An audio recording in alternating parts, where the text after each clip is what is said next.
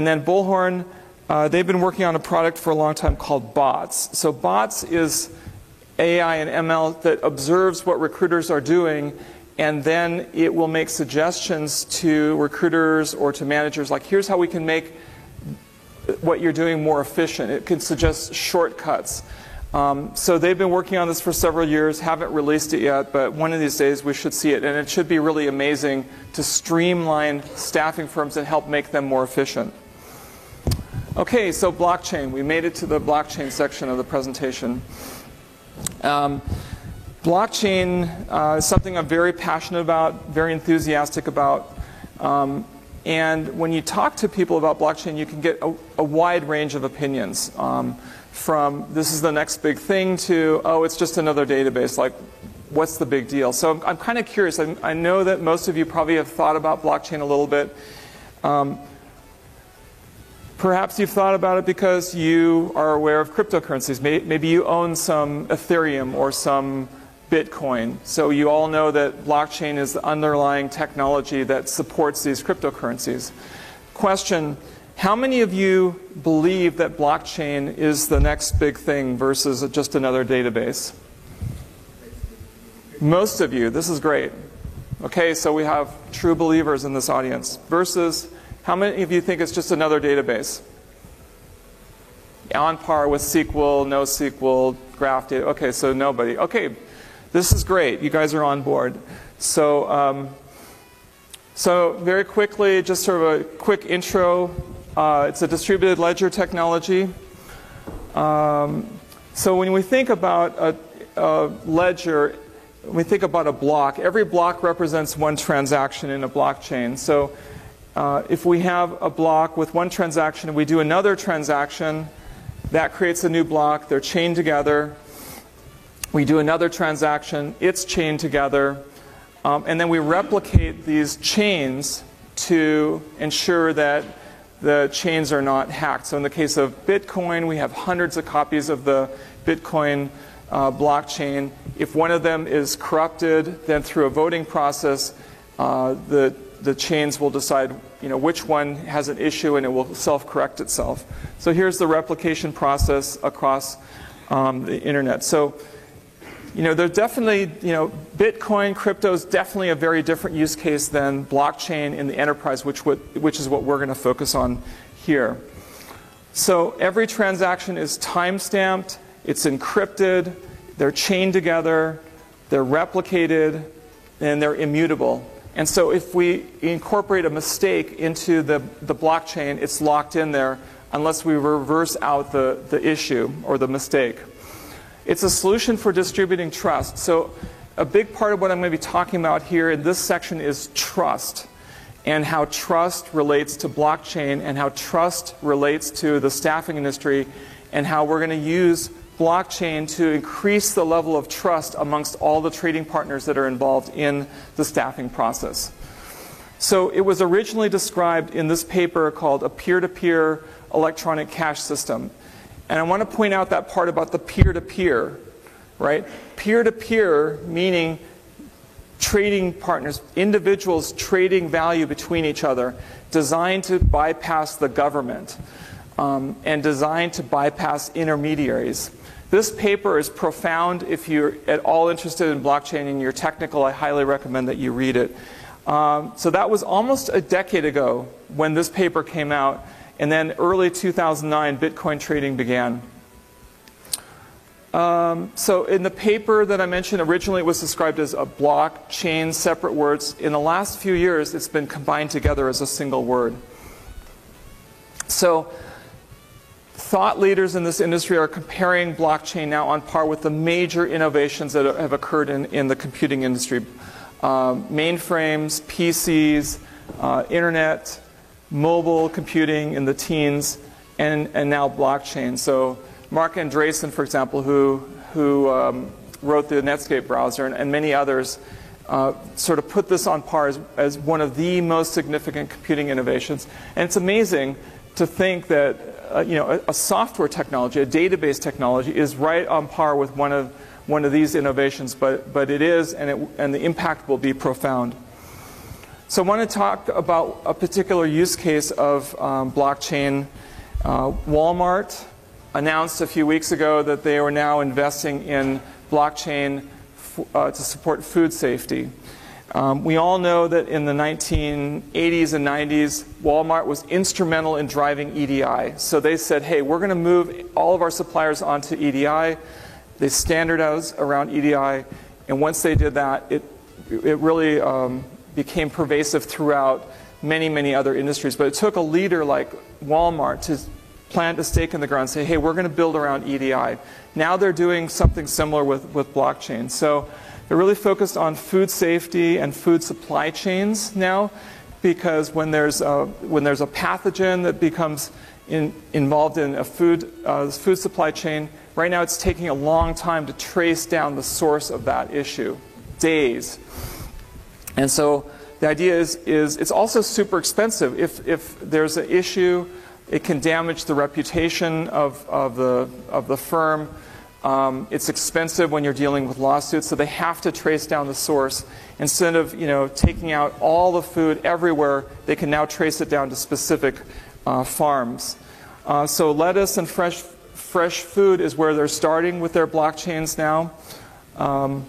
And so what they're doing is basically using a blockchain to track the food from farm, processor, distributor, retailer, basically from farm all the way to the point where you buy it and everywhere in between. So if you're here and you're buying the food, you can, at some point you'll actually be able to look backwards and see what farm it came from. And if you're in the farm, you'll be able to look forward through blockchains and see where your food was distributed to. So it's great for farmers, but it's also great for dealing with issues that come up. Okay, so this is relevant to us because we're in the people supply chain business. So while Walmart is in the supply chain business for goods and food, we're also in a supply chain. We're in the supply chain for people. And there's a lot of similar trust issues that we have in our industry as well. So we are trusted suppliers of trusted people. Our customers trust us to find candidates who will do a good job on their assignment. They trust us. So it's all about trust.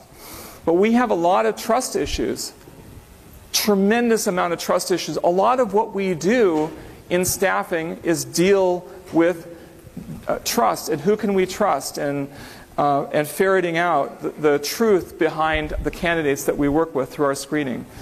So the question is, where specifically do we have trust issues in the staffing industry? And the answer is everywhere, starting with people.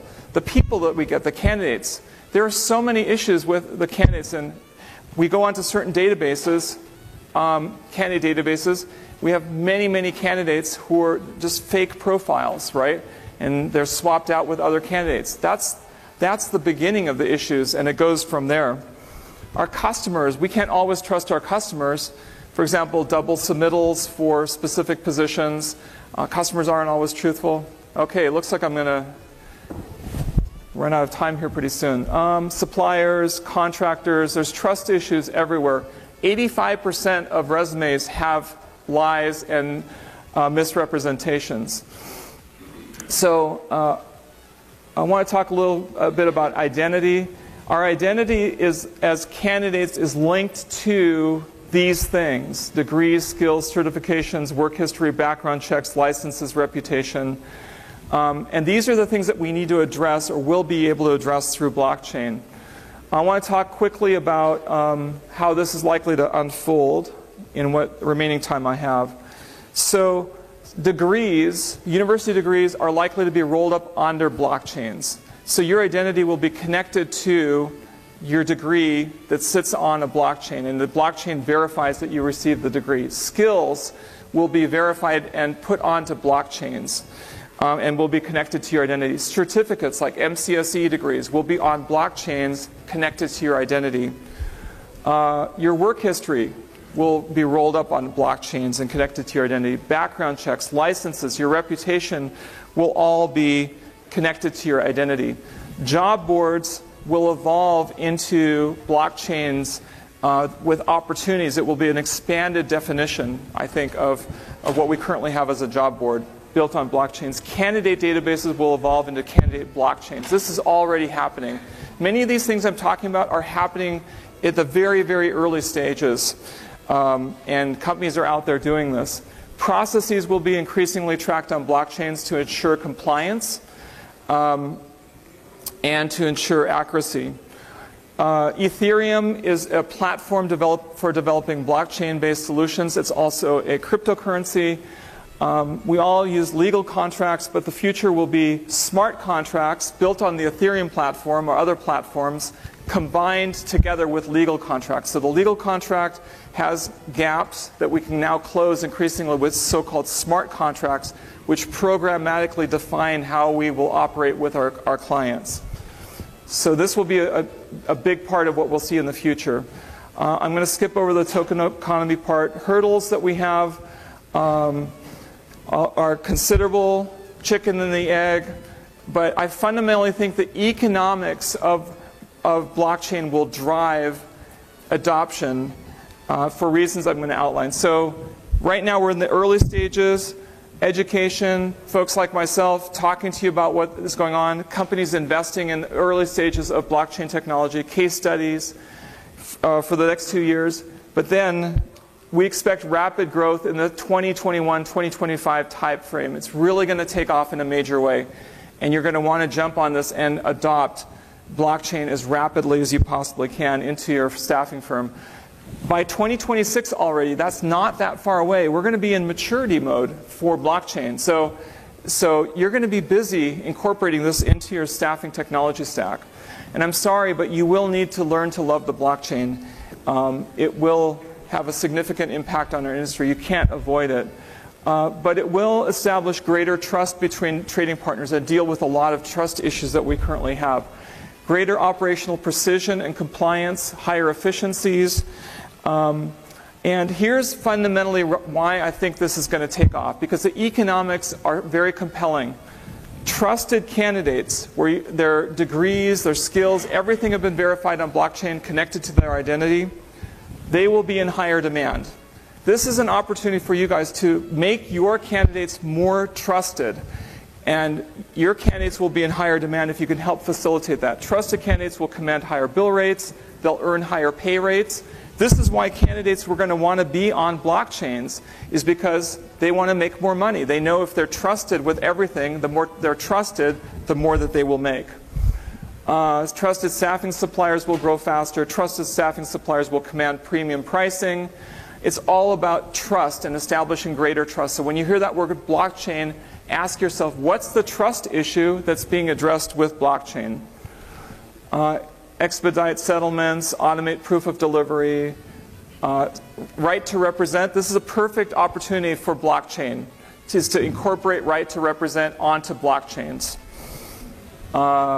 Immutable record of agreed upon financial and operational delivery, rewards and payments in crypto. Increasingly, your staffing firms are going to be sending out payments in crypto, receiving payments in crypto.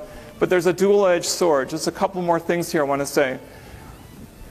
Just like crypto was designed to take out the government from dollars and what's so-called fiat currencies, blockchain has the potential to remove intermediaries and more directly connect trading partners, like our clients being more directly connected to candidates. There's a big risk there that the value that we provide is going to be severely compressed.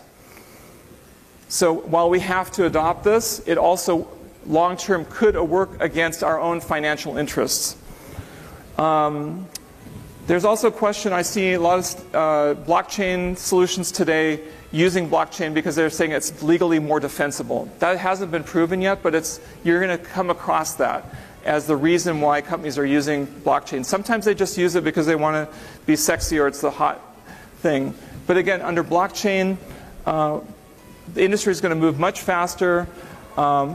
And I expect that we're going to have fewer staffing firms with all of this automation, but the staffing firms that remain are going to be far bigger than today. So again, we have our conference coming up in April of next year, Staffing Tech, we're doing the first blockchain conference called Blockchain Revolution. We're going to bring together all the smartest people in the world that are working on blockchain in the context of staffing and recruiting. And if you want to meet these people, they'll be in Nashville, April 9th at Bell Tower, and then afterwards we'll have 2 days of Staffing Tech. I think I don't have any time for questions, I don't think. So if you have any questions, I'll be around the next 2 days. Feel free to connect with me. I'd love to talk to you about blockchain and staffing. And thank you so much for having me. Thank you, sir. Thank you. Thank you so much. We would like to take a picture. We would like to invite our session sponsors, Insure Your Company, Codembla, and also AXA Advisors. And we would also like to invite our key leaders who are present here from the governing board and as well as the executive board. Please come on to the stage. We shall have a picture with Mr. Fuller. Thank you.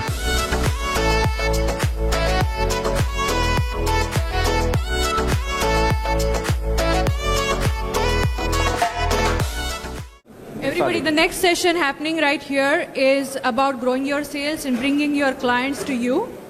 So if you want to grow your business, hang in there. The next session is starting right now.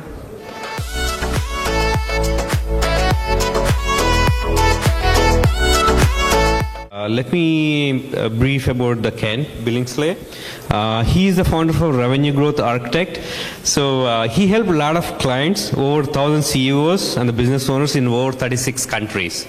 He generated over 1 billion in new sales and the revenues. That includes over 500 tech companies, generates hundreds of millions of new sales. What makes Billingsley the go-to expert is because he has helped companies all over the world double and triple their sales. So listen, learn, and grow your sales and revenue faster. Having said that, without further delay, I honored to introduce our eminent speaker, Mr. Ken Billingsley.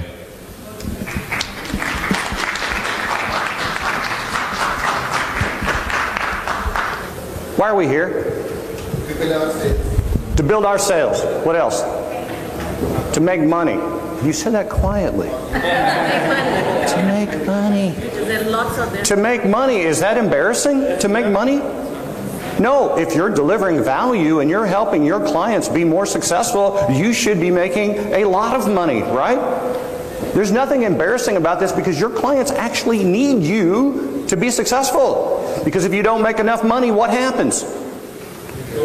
You close. You let your employees go. Your family doesn't get the retirement that they expect from you, right? Yeah. So what else? Why else are we here? Make money, grow sales. What else? Learn tricks of the trade.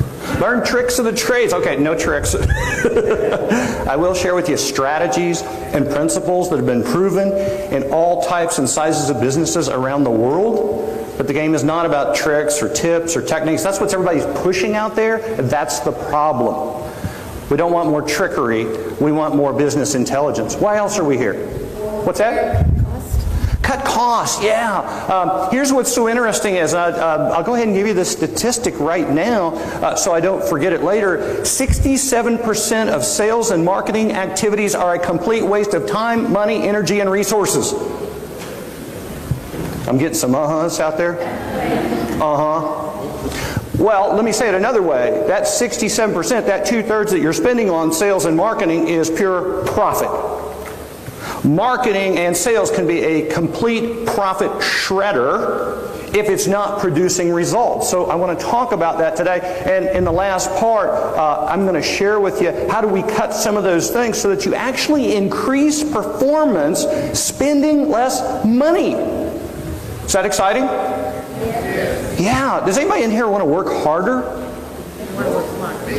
Work smart. Well, here's what's interesting, and that's the cliche, work smarter. I'm going to show you how not to maybe even work.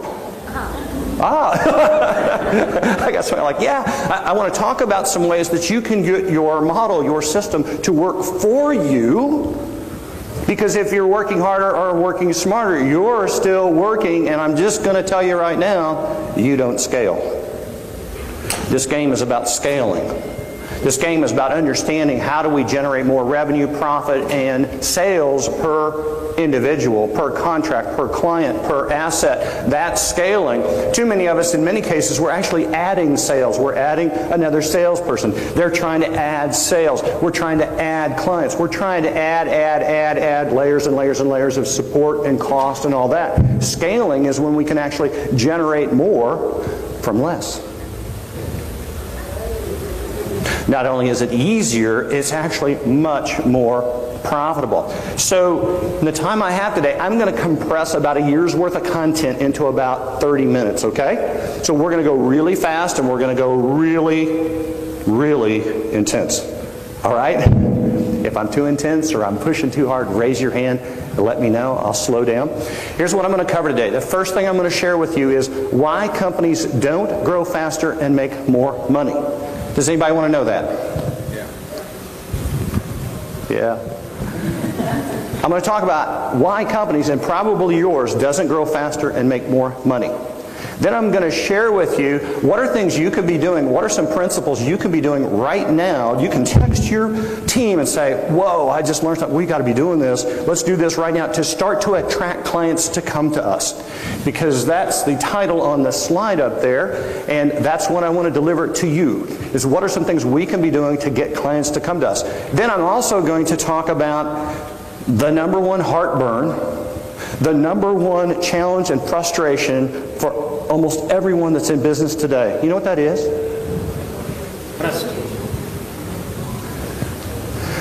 Sales, selling, and salespeople are in crisis mode, and it's killing companies. I'm going to talk about sales, selling, and sales. I'm going to talk about building sales organizations. I'm going to talk about what do you need to know to hire the best proven sales talent that can be productive as fast as possible. Does anybody want that? At the end of the session, I want to hire you if possible. What's that? At the end of the session, I want to hire you if possible. You just want to hire me to do it? You know, I will tell you a story later. Don't let me forget this, Kishore. Is a CEO that was in one of my programs. He said, will you come with us on a sales call? And I said, well, I typically don't do that anymore. I've kind of retired. But I did, and I'll share with you the results. Because you can apply what they learned. It was a staffing augmentation company. The next thing I want to talk about then is what are those areas that we can then apply? What are those things where we can cut those costs in our sales and marketing? What are those things we can do that put profit right back into our pocket? Because if we get more profit, we've got cash flow, we've got working capital, and then we can reinvest back in the business to scale and grow it even more. There's a vicious cycle if we don't have the cash flow of how we start to death spiral. And then what I want to do is actually have some people in the room that have been in my programs and they've experienced this so that you'll know this isn't just hype and fluff and all the inspirational stuff that a lot of speakers give you. This is the real deal. Now, he talked about the fact that I've done this work in 36 countries. I've helped thousands of CEOs and business owners scale their companies.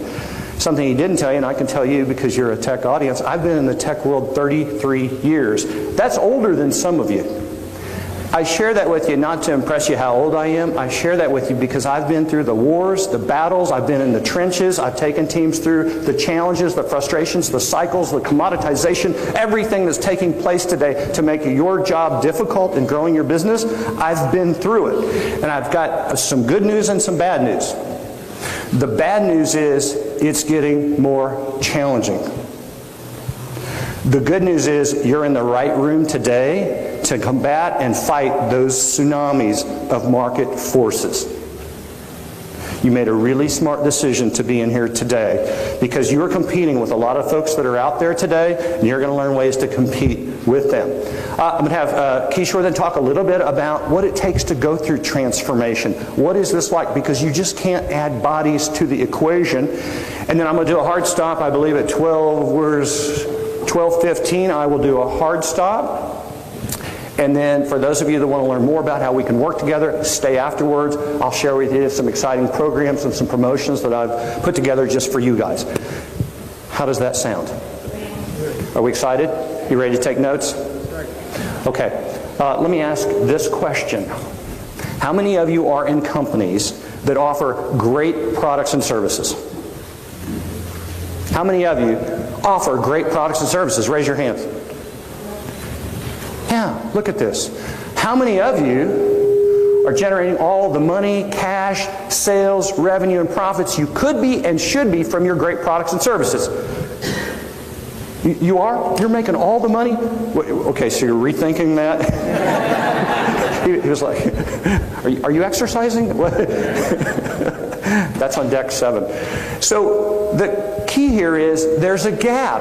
All of you just told me you've got great products and services, so you should be generating a lot of money, cash and sales from those great products and services, but you're not. This is what I call a revenue gap.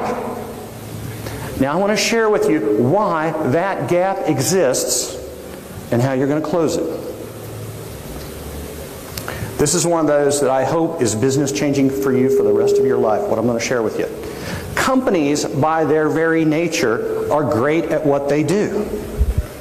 They offer great products and services. We spend a fortune of time making sure our products, our services, our client expectations, all these experiences are awesome. And we have what I call a wonderful delivery model. But here's the problem. When I go to the revenue side of a business, you know what I see? I don't see a model. I see random acts of sales and marketing. I see people running around with their heads cut off. I see marketing activities all over the map, like SEO and social media. Just all this stuff is just a flurry, okay? But there's no model.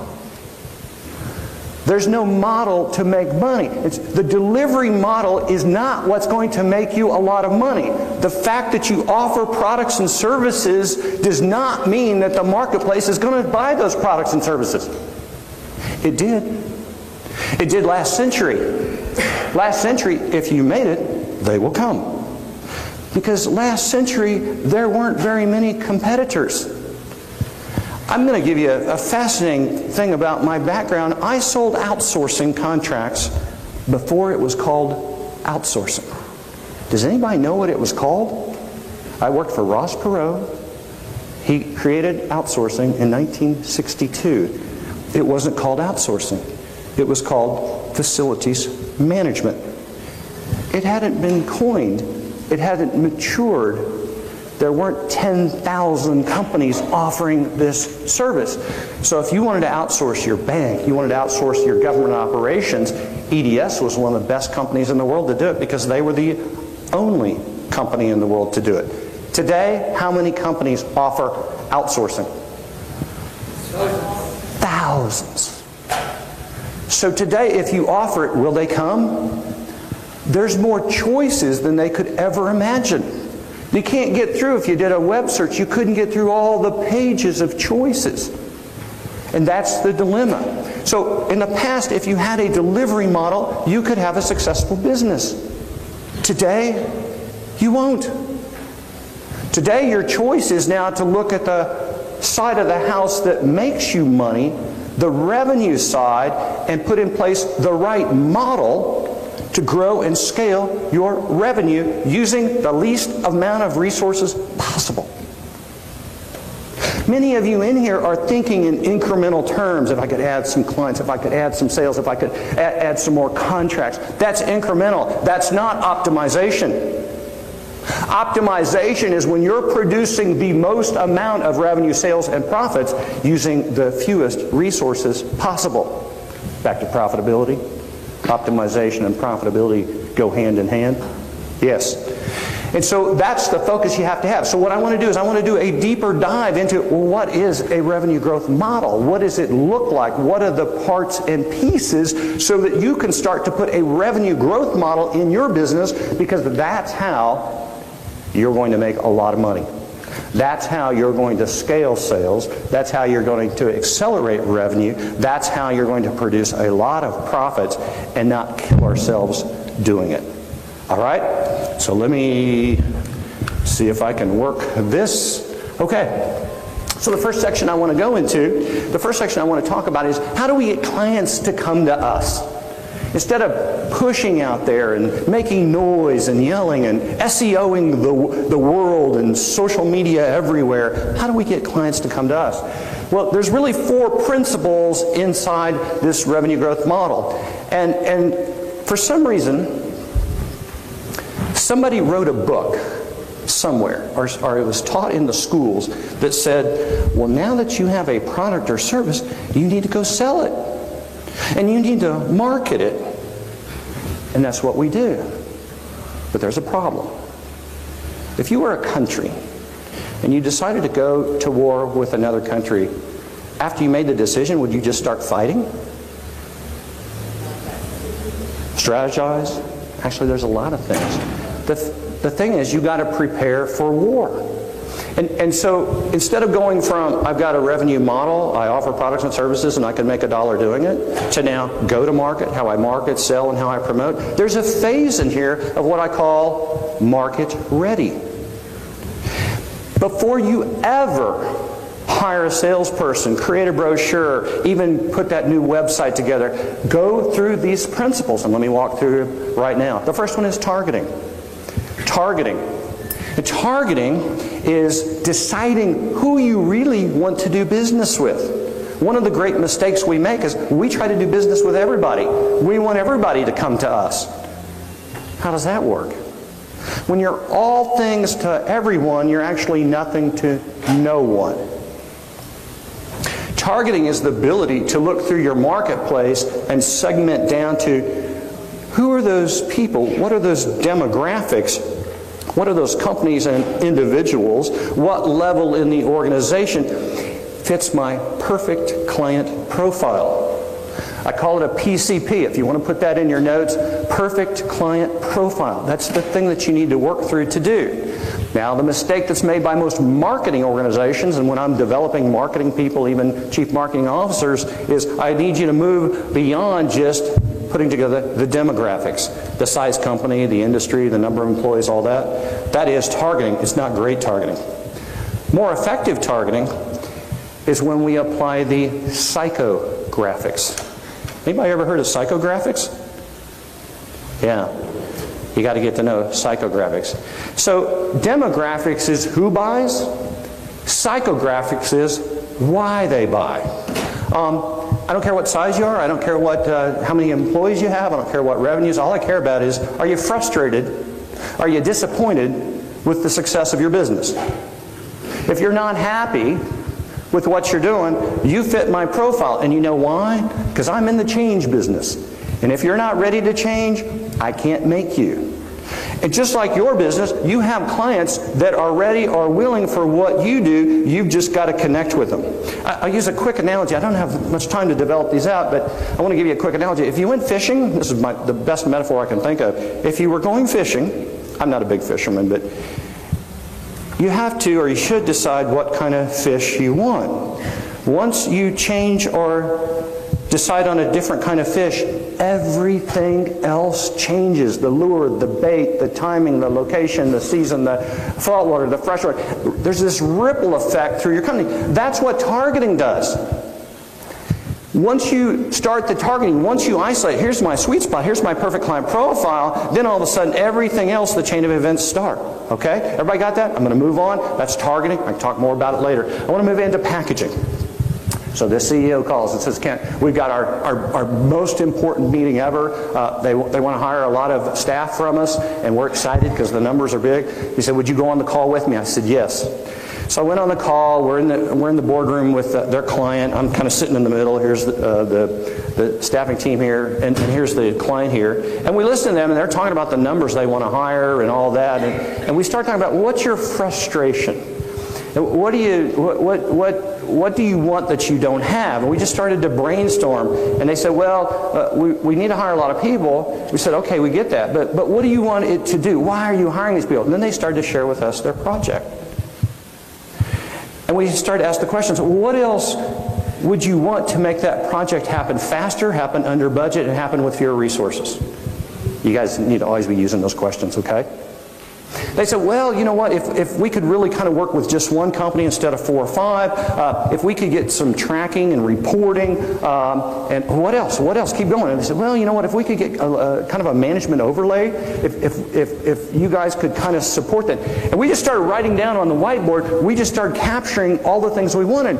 And I looked at the CEO and I said, how many of those things can you give them? And he said, pretty much everything. Well, they were selling contract people. They walked out of there with a $5.1 million contract. Wow. Business changing. The company now was growing like this, started growing like this, and I think he sold the company a year later for a fortune. That's packaging.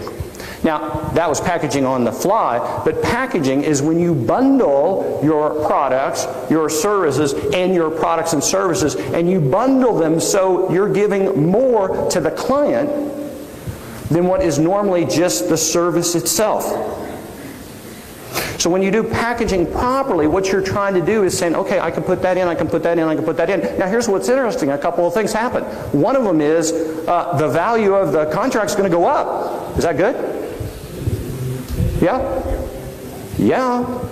Probably the margins could go up too because you don't spend all that sales and marketing trying to get more clients, right? Yeah. And here's another fascinating thing about packaging. Now I'm going to share with you a kind of interesting thing. I've eaten Big Mac. Not that I'm enamored with McDonald's, but the fact is there's just sometimes when you're in a foreign country you just kind of want something from home, you know. And so I do that because I'm fascinated by the quality, but here's what's important about McDonald's. They started doing packaging 25 years ago, changed their business, changed their competitive landscape. How did McDonald's start packaging?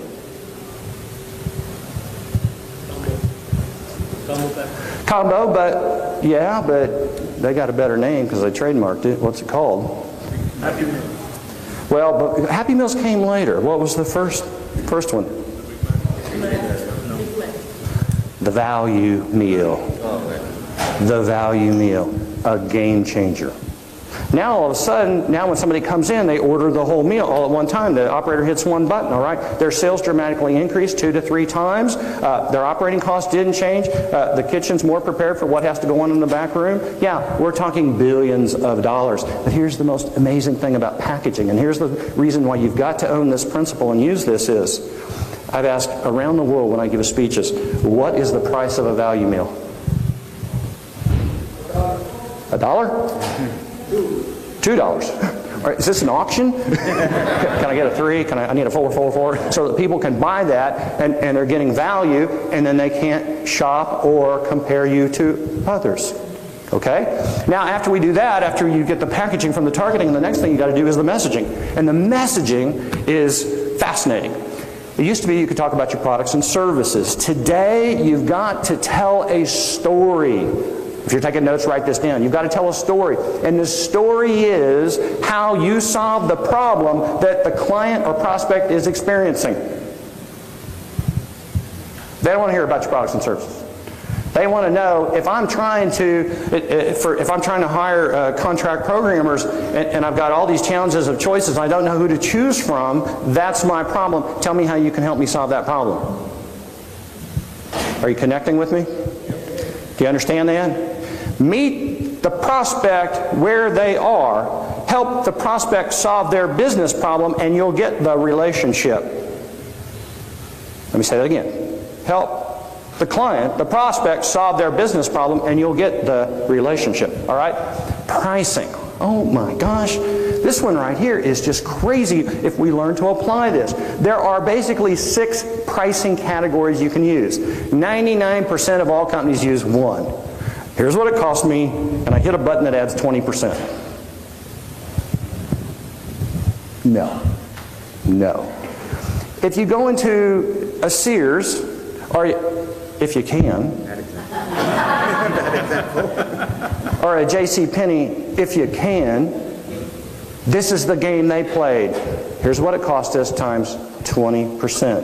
Where are they today? If you go into a Walmart, they use 5, sometimes 6 pricing strategies. Let me just give you a couple examples. When they sell toys, they sell them below cost. They lose money. Why would Walmart want to lose money on toys? Huh? They don't want to lose a customer? No. What? Who's shop with their kids? Who's taking their kids in a store? What happens? You buy more stuff than you've ever needed. It's the Costco effect, right? So if they pull you in there with the ultra low pricing, now you're buying groceries, now you're probably buying Christmas gifts, oh, and you've got to pick up that stuff for the whatever, and you're getting the toy. Well, here's what's fascinating. Toys R Us sued Walmart. Toys R Us said, you can't do that. That's predatory pricing, and we know what you're paying, and you can't be 10 or 20%. That's illegal. They went to court. Millions of dollars with lawyers. Who won? Walmart. Oh yeah, where's Toys R Us today? Sears and Toys R Us and JCPenney, they're all together. Because they're not applying these principles. Yeah, I just, one more point on this real quick I want to share with you. You should always be giving something away free. Yep. Free. You've got to look inside. He's laughing like, oh my God, what are you talking about? You always need, we're in America. No, this works everywhere around the world. Everybody wants to test, try, or understand the value before they make the big commitment.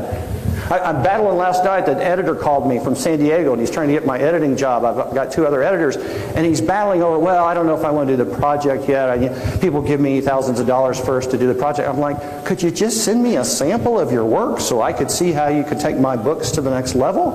And I'm sitting here going, he needs to read my books. Just give me a sample. Let me taste it. Let me test it. Does anybody shop at Costco? Is anybody eating at Costco? And I'm not talking the food cart. If you walk around enough, I got a 9-year-old. We go around. We do the buffet. I've walked out there stuffed. Yeah, because what are they doing? They're letting you try it for free. And then all of a sudden I get home and I've got cookie dough and I've got pancake mix and and my wife's like, you went there to get some paper towels. I go, I know. The buffet killed me. Yeah. So that's pricing. Now here's the interesting thing about this is a sequence. You don't just do pricing. You don't just do packaging. You go from targeting, packaging, messaging, pricing. This gets you revenue ready. Okay, let me blast on. Okay, let's talk about salespeople. Can we do that? Okay, a quick question for you. How many of you have or are hiring salespeople? Raise your hand. All right, pretty much about 95%. I want to get that on record. Okay. How many of you want salespeople calling on you? Okay, I need your name and phone number and address. Could we put that up here, please? What is your name, sir? I want to hire them. Oh, you want to hire them. Oh, but do you want them calling on you? Yeah. For a job. Yeah. So do we get that on video? Yeah. Here's the problem. You have something, or you're hiring something that nobody wants. Do you see the problem there? Do you see the mistake? Yeah. But now, if you're in a B2B model or a B2G model, you have to have salespeople. So now we're in this conundrum of, it's something I have to have, because they've got to manage the conversion in the complex sale, but nobody wants to meet with them or talk with them. What do I do? Oh, anybody want to know the answer? Anybody want to know how to solve this? Stop hiring salespeople. Stop hiring salespeople. The first thing I want you to do is understand that a salesperson and a sales talent are 2 different things.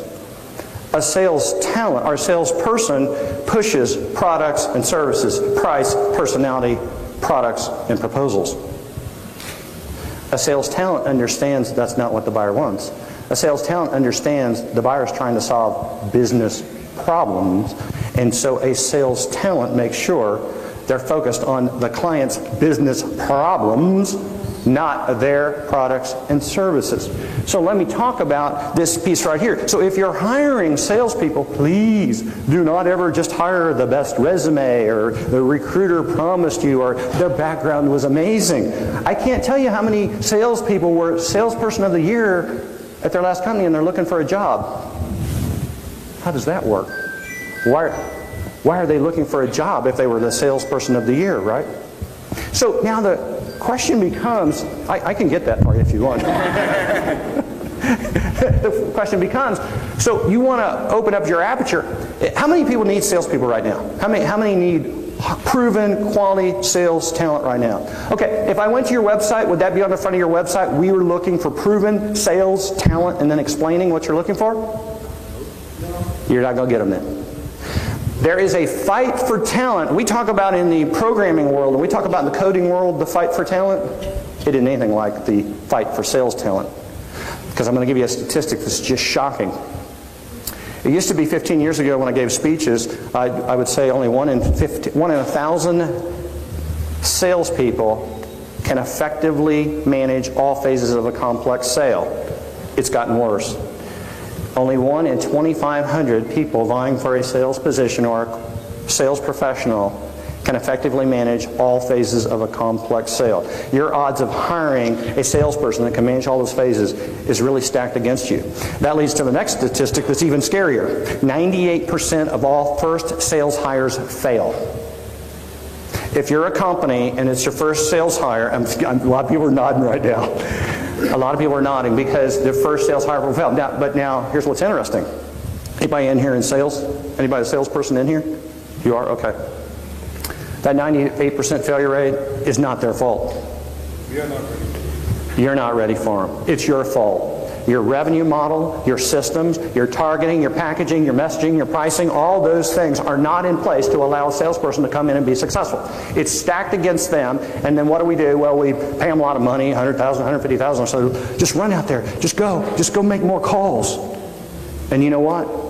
Over time, they just get beat up, they get knocked down, they get frustrated, maybe they get a hit or two, but they never begin to cover the 8 categories of costs of having a salesperson.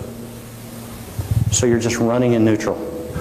So the first thing is you've got to have your aperture open. You've got to fight for this talent. You've got to work to attract talent. You've got to work to sell talent. You've got to show them your model. You've got to show how they're going to be successful in your model. Don't pay high salaries, pay high packages.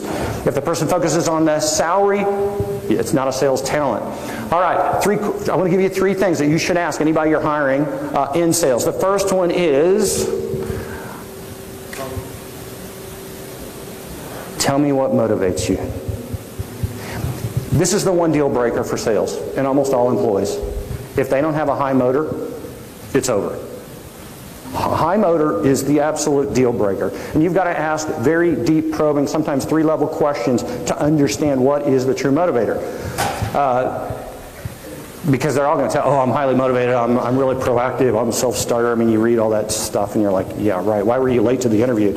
But anyway, that was my humor.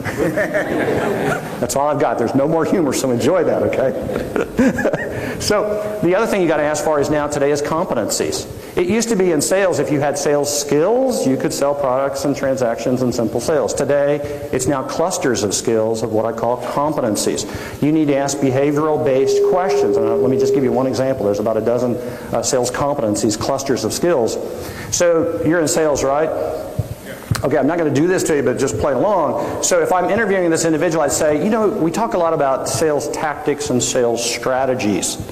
Could you share with me what's the difference in how you've applied both? That is a competency. You know how many salespeople can actually answer that question? Not very many. And that's where it starts. And then we can get into value propositions and everything else about that. But those are the things that are required today to be successful. The last part is sales readiness. Now, if you do hire somebody, you need to put them into an acclimation program. You need to put them into a point where it says the very first day, if you hire on in my program, in an acclimation program, the very first day I'm going to make you responsible for something. I'm going to make you deliver something back to the company the very first day the salesperson's on board. People are like, what? And the salesperson sometimes freaks out. I said, yeah, if you're there a whole day, you're going to learn enough that you can come back at the end of the day and give me a 2-minute, 3-minute presentation of the company. If they're not willing to deliver and do things the first week, you've probably got the wrong person. You don't have a talent, all right? I've got to run fast. Okay, let's go make some money. Okay, yes? Can you go back to the previous line? Yes. I like that the you were talking this wrong thing. Let's say I hire somebody out, or what is the time and I said, this is the wrong decision. Let's say because when you hire somebody, superstar, because I'm not a sales guy. Yes. Yes. Okay. So I'm going to answer it real quickly because I'm so pressed on time. There's so much I want to share with you, but I want to answer that question. Don't wait for the sale. That's too long. The first deliverable from a salesperson, besides things in the acclimation program, the next thing is a pipeline, a robust pipeline of quality prospects that are qualified to buy. That's the first measurement, and that should be happening within the first few weeks. A robust pipeline should start to surface. If it doesn't, you've got the wrong person. Okay? So that's one of the real important measurements. There's more, but let me go. Does that help? Don't wait till they're making sales. What's that? What's that? 6 to 8 weeks. You know, every model's different, but after a week or two, they should start building relationships and qualifying opportunities that they can start plugging in the pipeline. And at some point in time, depending on your conversion ratios, your sales conversion ratios, they've got to reach a pipeline that meets those ratios. So if you're closing 25%, they've got to have 4 times in that pipeline to make that number. Yeah. Okay. Let me keep going. Let me get through content, and I'll do the Q&A. Otherwise, I'm going to not give you a lot of things I want to give you. Okay. Marketing, sales, waste. This one's interesting. I'm going to just give you one example. I did this for a web hosting mission-critical web hosting company. They were a proposal mill. They got caught up in the trap of the more activities, the more we make, the more we sell. Not good. So I said, how many proposals do you win? They said, 30, 40%. And I said, that means that 70% of the proposals that are going out, you're not going to win. We went through there and I put a metric on it and I said, okay, no more proposals out the door without a value proposition developed with the prospect. Okay? What I did is I put a qualifying meter on the proposals. Okay, now here's what happened. Salespeople were all freaked out. Proposals went down by 50%. You know what happened? Their win rates tripled. Their cost of sales dramatically went down. The sales support people that were killing themselves on proposals they would never win were now working on winning proposals. That's one of the examples of waste that's in sales and marketing that you can eliminate immediately and make your business more money. Okay, here's another one that's interesting. Buying business, not winning it. I'm going to use McDonald's again just because they're the American embassy in most countries today for a weird reason. I don't know why. Salespeople that earn $100,000, $150,000 a year, 98% of the time at the end of the sale on a major contract, the sale gets smaller, the margins get tighter, they give things away, they cut the price, anything to win the deal. I call that buying the business. That eats your margins. That teaches your prospects to beat you up on price. There's nothing good about getting deals smaller unless you get something in return. And usually you don't. All you get is the contract, right? But if you go into a McDonald's and after you've bought, what'd you say, the Big Mac earlier? Okay, after you get the Big Mac, now these people are only minimum wage. They don't go, okay, well that's a nice sale, let me take 10% off. Do they? Yeah, they're minimum wage. What do they say? Upsize your drink. Coke. Upsize your drink. You want some fries with that? Can I add you dessert? Yeah, they upsell, add sale, cross sale. Why don't we do that in complex sales? Why don't these people that are making $100,000, $150,000 a year at the end of the sale, why don't they make the sale bigger, better, more profitable? Because they don't know what you said in the first slide. Because they don't know what I said in the first slide. I'm taking you on the road with me. Absolutely. They don't understand, yeah. And so what's happened, part of it is this trick right here, is they're talking about their products and services and they're giving them away like vendors, as opposed to leveraging the value. And the value is, hey, in our model, because you're our perfect client profile, you know that we do this faster, we do it better, we do it more cost effectively, or we do a combination of those things. And for that reason, that's why you're going to pay full price. The last one. So I'm on a plane yesterday flying in, sitting next to a CEO of a software company. And I said, hi, what do you do? She goes, I run a software company. I said, oh, great. She goes, what do you do? And I go, I'm going to speak at an IT conference and help those people learn how to grow their businesses. Oh my gosh. We talked for 3 hours. She was like, tell me more, tell me more. And she hired me on the plane. She literally hired me on the plane. But here's the thing I want you to learn, not impressed by my sales skills, right? My conversion skills, my business problem skills. What was interesting was I listened to it for a little bit, and I said, so tell me, how do you talk with prospects? How do you share with them? She went on and on about what they're doing in the analytics world and their software and blah, blah. And I said, that's beautiful. I said, do you want to make a lot of money with your business? She said, yes, yes. And I said, stop talking about your products and services. I've got sad news. The marketplace doesn't care about your products and services. Okay, one more minute. The marketplace only cares about the impact of your products and services. If you learn to talk about that, you're going to attract clients, you're going to convert clients, you're going to do a lot more business 2 to 3 times with the resources you have. I want to turn it over to Kishore for a second, and then I'll do some Q&A. Kishore, share with them, what does it take to do this? Because it's easy to put up slides and just run through it. Share with them just a couple of quick comments. Do we have a microphone? Because I'm giving you a faster, easier, smarter way to grow your business, but I didn't say simpler way. There's some serious hard work here. Go ahead, Kishore. Kishore. I don't need the mic. You can hear me in the back, right? It's scary as it is to stand next to him, but I brought him here. I've been using him at 7 Tablets for 4 years now, right? Yeah. So when he was referred to me to my Vistage group. So I met with him for lunch and said, I'm trying to solve a problem.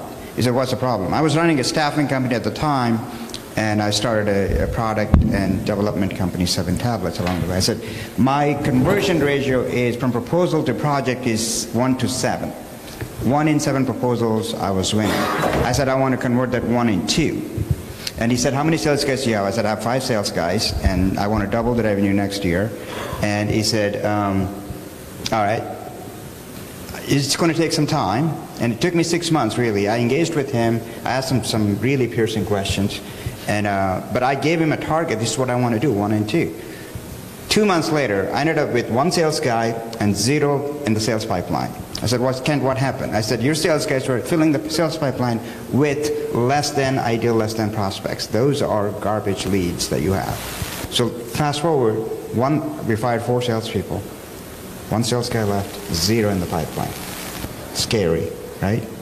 Fast forward 6 months later, I was doing twice as much revenue with 1 sales guy compared to the 5 salespeople. Guess how many I was winning? 4 out of 5. Right? 4 out of 5. So he's still with. Clap. That's an 80% conversion rate. Those are staggering numbers. And that still is true 4 years later, 3.5 years later. Yesterday, I'll give you one more example. Yesterday, this week, I was talking to a client. What he's selling is not easy. It takes an effort. I was sitting with him 4 hours a week learning. He was giving me homework. And I was doing his homework, running 2 different companies, right? So I was talking to a client, $250,000 proposal I gave him. We do everything in the U.S., no offshore. And the guy says, your price is way too high. I'm going to give you $100,000. I got to make a go, no-go decision. I like you. I want to work with you. I got to go make a go decision tomorrow. I was on the plane to New York to meet another client. I sent him an email at 7:30 in the morning from the plane. I said, I'm not going to budge on my price. The price is at $250. And here are all the mistakes you're making in your decision making. And here's my cell number. Yes, I want to make a go, no-go decision because I don't want to spend any more time on this. I need to know today whether you're going to with me or not. I landed, rented a car in New York, and half hour later he calls me. I said, I want to talk to you. I said, I can't talk to you. I'll call you in 2 hours. Guess what? I called him 2 hours later, 15 minutes later, closed the deal at $250. Direct result of what Kent taught me. Right? Awesome. I want to tell another quick story. So they came to me and they said, hey, we've got this RFP. I said, okay, great. They said, it's a big one, and it's going to be impressive. And they said, but we don't have any relationship with the client, and there's 12 other competitors. And they wanted to see my reaction. I said, okay, do you want to learn how to win it? They said, yes. I said, you're going to have to follow my instructions exactly. You're going to have to do some things that aren't going to be comfortable, but I'm going to show you how to compete, knock the other competitors out of the way. It worked so well, the buyer was nervous to buy because they said these guys were so good, their proposal was so good, they were so on point of solving the business problem. Everybody else was coming in and giving tech presentations. They said these guys were the only ones by a factor up here that actually could do the work and understand what we needed, not trying to sell us. And that client continues today to still grow revenues. They've done over $2 million today with that client. Yeah, that does kind of work. When you follow these principles I'm sharing with you, your targeting, your packaging, your messaging, your pricing, all of that before you go to market. And then as we build out the team, we hire the salespeople, we put in the right marketing model, we do all this, we craft this all together in a revenue growth model. You can compete, you can differentiate, and you can motivate against everybody else out there. All right, let me just take, how am I doing on time? I know I'm a little bit back. Can I stop or take a couple of Q&A? What's that? 2? Okay, I got 2 here, 0 here. I'm gonna let me take one. What? Okay, so you want to do that? I'll stop here. You guys can go to lunch, do whatever you want, get some coffee, go hear another speaker, or I'll stay and I will answer questions. I'll share with you. I'll stay here all day and share with you everything I've got and talk with you. All right, here's what I want you to own.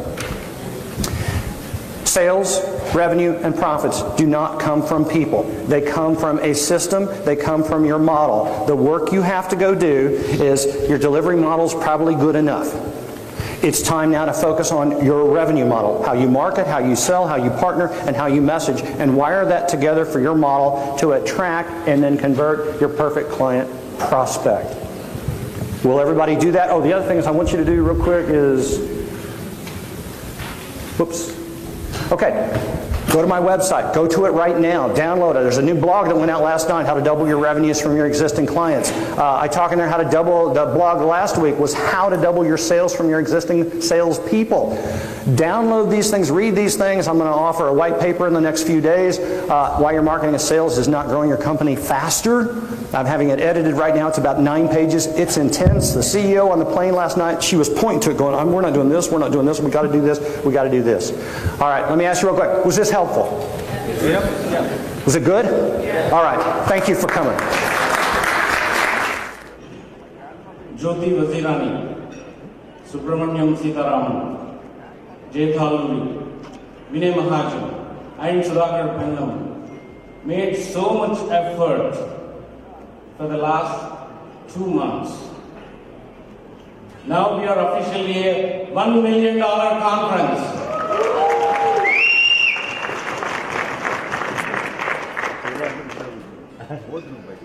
Dipali Kadakban, who is the 1-year-old member of ITServe. Kishore Khandavalli, who is an advisor to ITServe.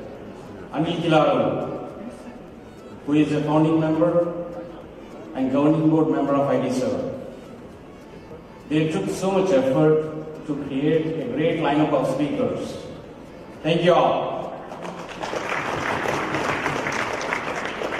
Suresh Kagitapu and Shishi Devi Reddy are bringing some of the finest artists and entertainers. Praveen Targamalla and Harish Battini team plan to serve great food. I can't wait to see the banquet dinner. I heard that they planned 67 dishes for the dinner tomorrow night. Praveen Andapalli and team made great efforts so that we can have great experience tomorrow at the banquet. Vinay Mahajan, Vijay Garg, Suresh Pannala made great strides to put together the startup queue, and not just the startup queue, they also started something new called Innovation Hub. Thank you so much. I'm confident that you will find this event very resourceful, informative, may be life-changing. I would expect every one of you will have something or other to take home. One note of caution though, we are at the casino. Odds are against us. We might lose many. But I am very, very sure you will gain a lot of wisdom, knowledge, build a lot of contacts, and make great friends. I am very sure about it. We all go to events. I find top 5 reasons: entertainment, networking, good food, a lot of booze, and good sessions. That is in the order. Not just that, our synergy is able to include all of them. You have a bonus. You have included the 6th one. You have opportunity to gamble for the next 2 days. Let's have a great conference. Thank you. Can I get a big round of applause for our 2018 National President Gopikant Kovind. Now I would like to call Mr. Jay Challa to introduce our next speaker. Jay Challa is Chairman and CEO of ACE Info Solutions Inc. and he is our advisor for IT Serve. Mr. Jay Challa. Good afternoon, everyone. It's my honor and privilege to introduce our next speaker, Congressman Raja Krishnamurthy. He is a great friend of IT Serve and Indian American community. He is U.S. representative for Illinois from the 8th District. Krishnamurthy attended Princeton University where he got his engineering degree and then went to Harvard School to get his law degree. He has both political as well as business experience.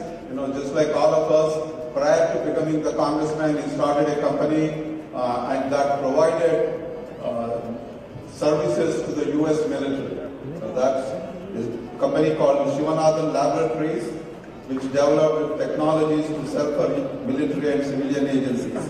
He is very active in Congress, instrumental in passing many laws. And one of the key law that he passed is called Thompson Krishnamurthy Career and Technical Education for the 21st Century Act, which would overhaul the Career and Technical Education Act and provide more flexibility for state to train people in the technologies. He is very familiar with IT Serve. He has been to many IT Serve chapters, starting from Chicago to Dallas to DMV in Virginia, and we welcome him to this conference.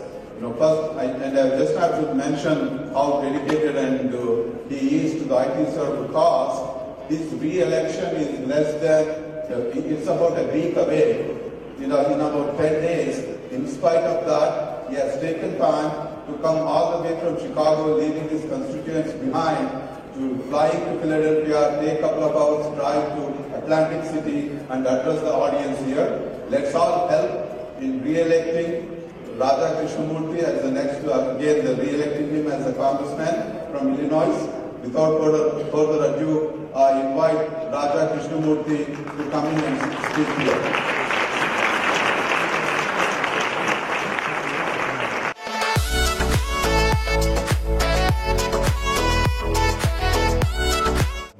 Good afternoon. I'm so honored to be here. Thank you for that lovely introduction, Jay. It's so nice to see so many familiar friends and familiar faces from Chicago, but also around the country. It's also nice to come someplace where they pronounce your name properly. This is a true story. When I first started campaigning for office in Illinois, I would introduce myself. I'd say, hi, my name is Raja Krishnamurthy. And someone would look at me and say, Raja Krishnamurthy, where did you get that funny name and what does it mean? I said it's very simple. Translated from an ancient Indian language, it means Congressman for the 8th District of Illinois.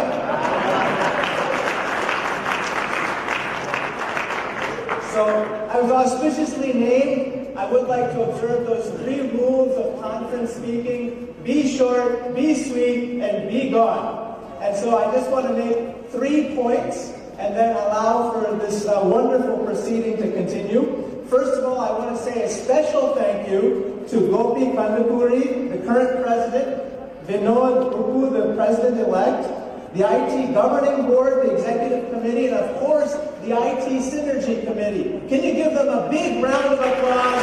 I can't hear you. A little louder. That's better.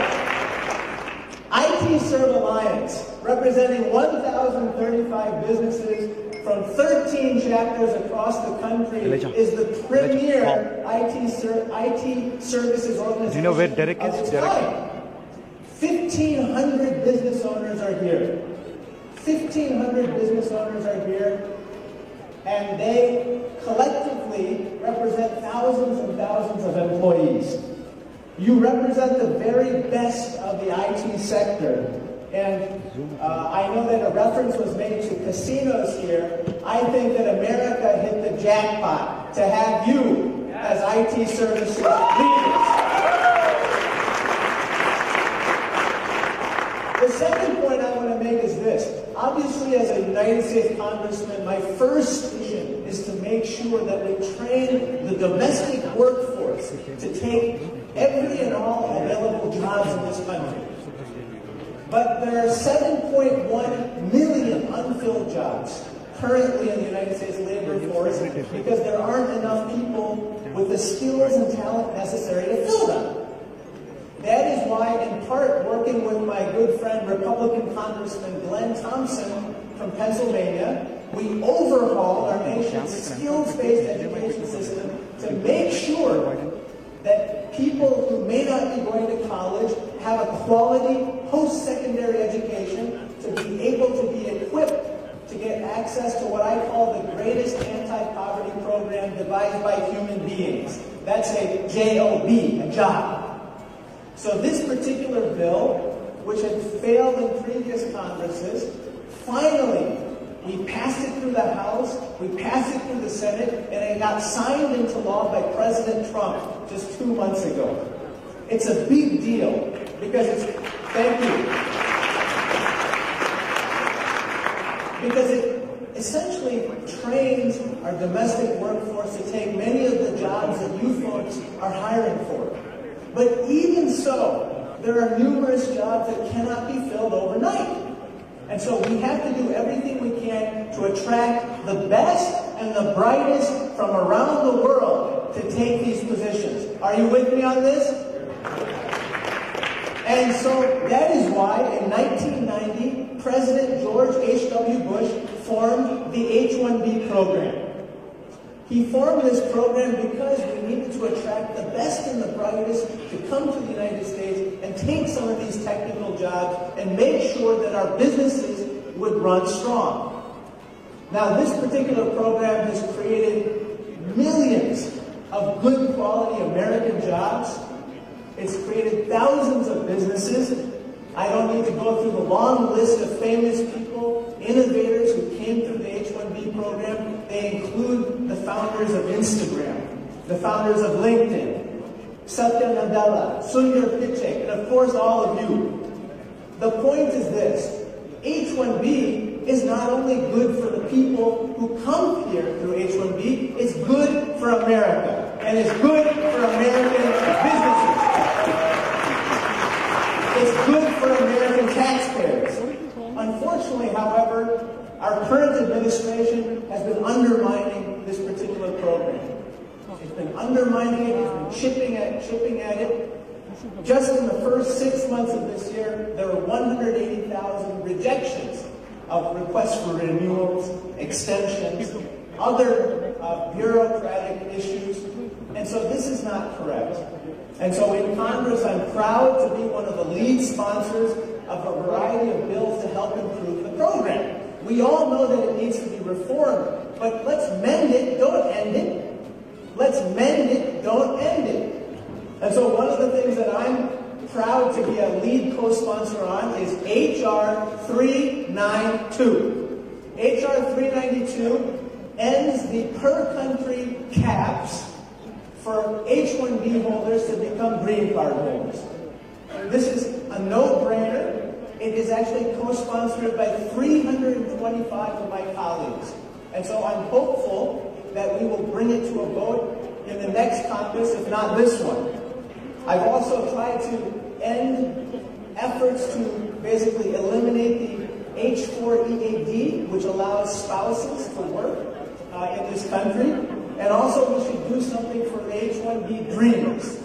These are the children of H-1B holders who unfortunately will age out of status once they reach the age of 18 if their parents have not been given a green card. Now, as always, people handle this with a little bit of humor. I went to Springfield, Illinois, and I met somebody who came up to me and said, "Raja, I need your help." I said, "What is it?" He said, "I'm an H-1B." And I said, "Really?" It turns out that he's a doctor, a very accomplished physician in Springfield, Illinois, who has not received his green card despite waiting for 13 years. I said, "How can I help you, doctor?" And he said, "Congressman, I need you to pass H.R. 392. And I said, "Absolutely, I'll do that. But what is your plan B?" And he said, "I have this son. He was born here. He's now 4 years old. When he turns 18, he's going to sponsor me for a green card." I said, "Sir, you better take extra good care of that plan B. Extra sugary and salty snacks for him." But that is wrong.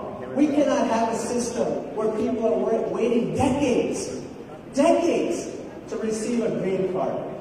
And so I segue to my third and final point, which is this. I'm one of four Indian American members of the United States Congress. I affectionately call us the Samosa Caucus. We need to grow the ranks of the Samosa Caucus. In Washington, D.C., there's a famous saying, which is that if you don't have a seat at the table, you're on the menu. None of us in this room can afford to be on the menu. Am I right about that? We can never be on the menu, nor can our priorities, which are American priorities. And so I need all of you to do something for me. I need all of you to get even more involved in the civic life of your country. You've done so much for your businesses. You've done so much for your families. You've done so much for your religious institutions. You've done so much for so many people. And now I need you to do even more. I need you to do even more.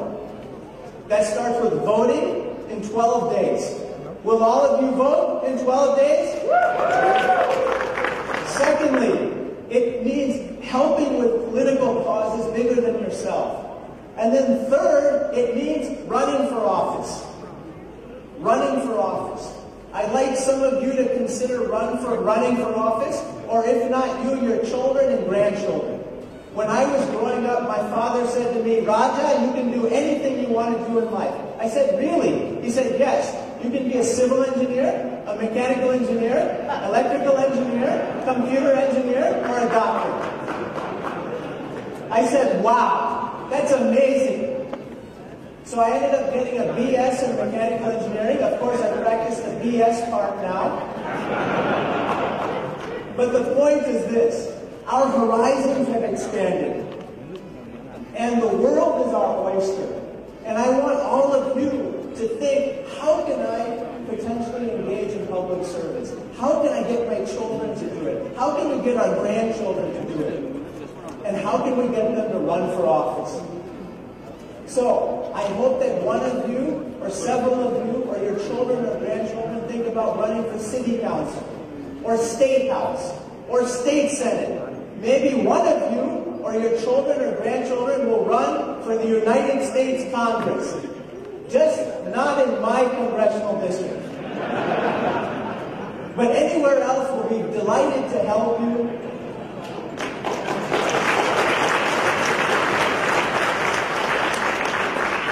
And we'll be so proud when you make it. But the point is this. I need you now more than ever. My office is your office. Whatever you need, you come to me. But I need you to step up and get even more engaged in the civic life of your country. My good friend Dinkar Karimori from Chicago was telling me about your PAC committee, your political affairs and advocacy committee. I hope you participate in that, and I hope that you come to Capitol Hill in Washington, D.C. and speak up for your priorities. With that, I close with my favorite saying, which is that yesterday is history, tomorrow is a mystery, but today is a gift. That's why we call it the present. Thank you so much. God bless you. God bless your families. God bless the United States of America. Thank you again. Thank you. Thank you, Mr. Rajmurthy.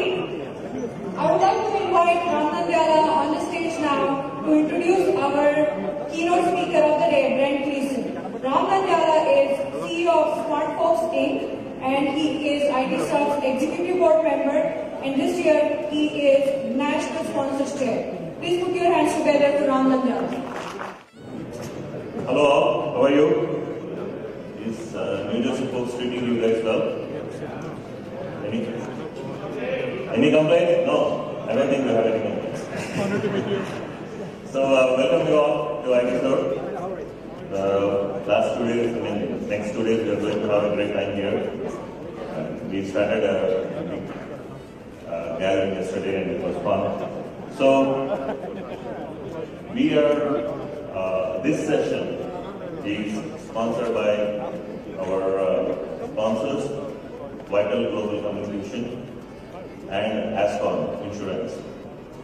So Vital Global Communications, they are our platinum sponsors, and Ascon is our national sponsor, and even for Synergy, they are gold sponsors. So we are going to run a promo on them, and we are going to see that, and then I'm going to introduce you to the keynote speaker today, Brent Gleason. So once we are done with this, then I'm going to introduce you to Brent, and then we will take it from there. After the session with Brent, if you have any questions, please note it down, and once the session is done, there will be a Q&A, and a couple of questions Brent is ready to answer your questions.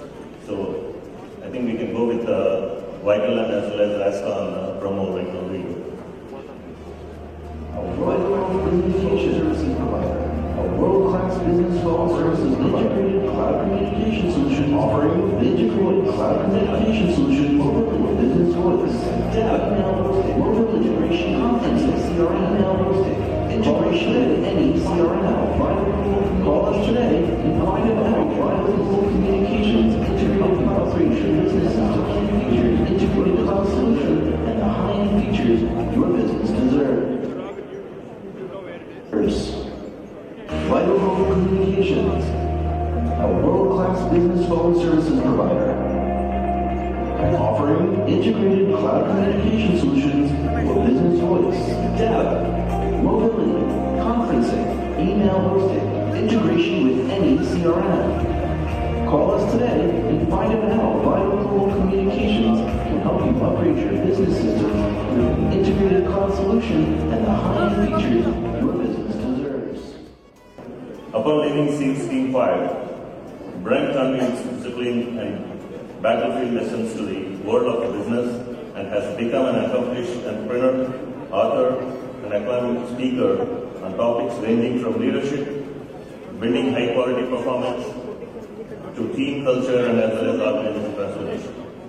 Brent is the founder and CEO of Taking Point Leadership, a progressive leadership and management consulting firm with a focus on business transformation and building high-performance culture. Brent has a degree in finance and economics from SMU Dallas. He has certificates in English and history from Oxford University in England, and a graduate business degree from University of San Diego. He is the best-selling author of Taking Point, a Navy SEAL 10 fail-safe point principle for leading through change, which was the #1 new resale on Amazon in organizational change and business structural addition. Please give a big round of applause to Brent and welcome him on stage.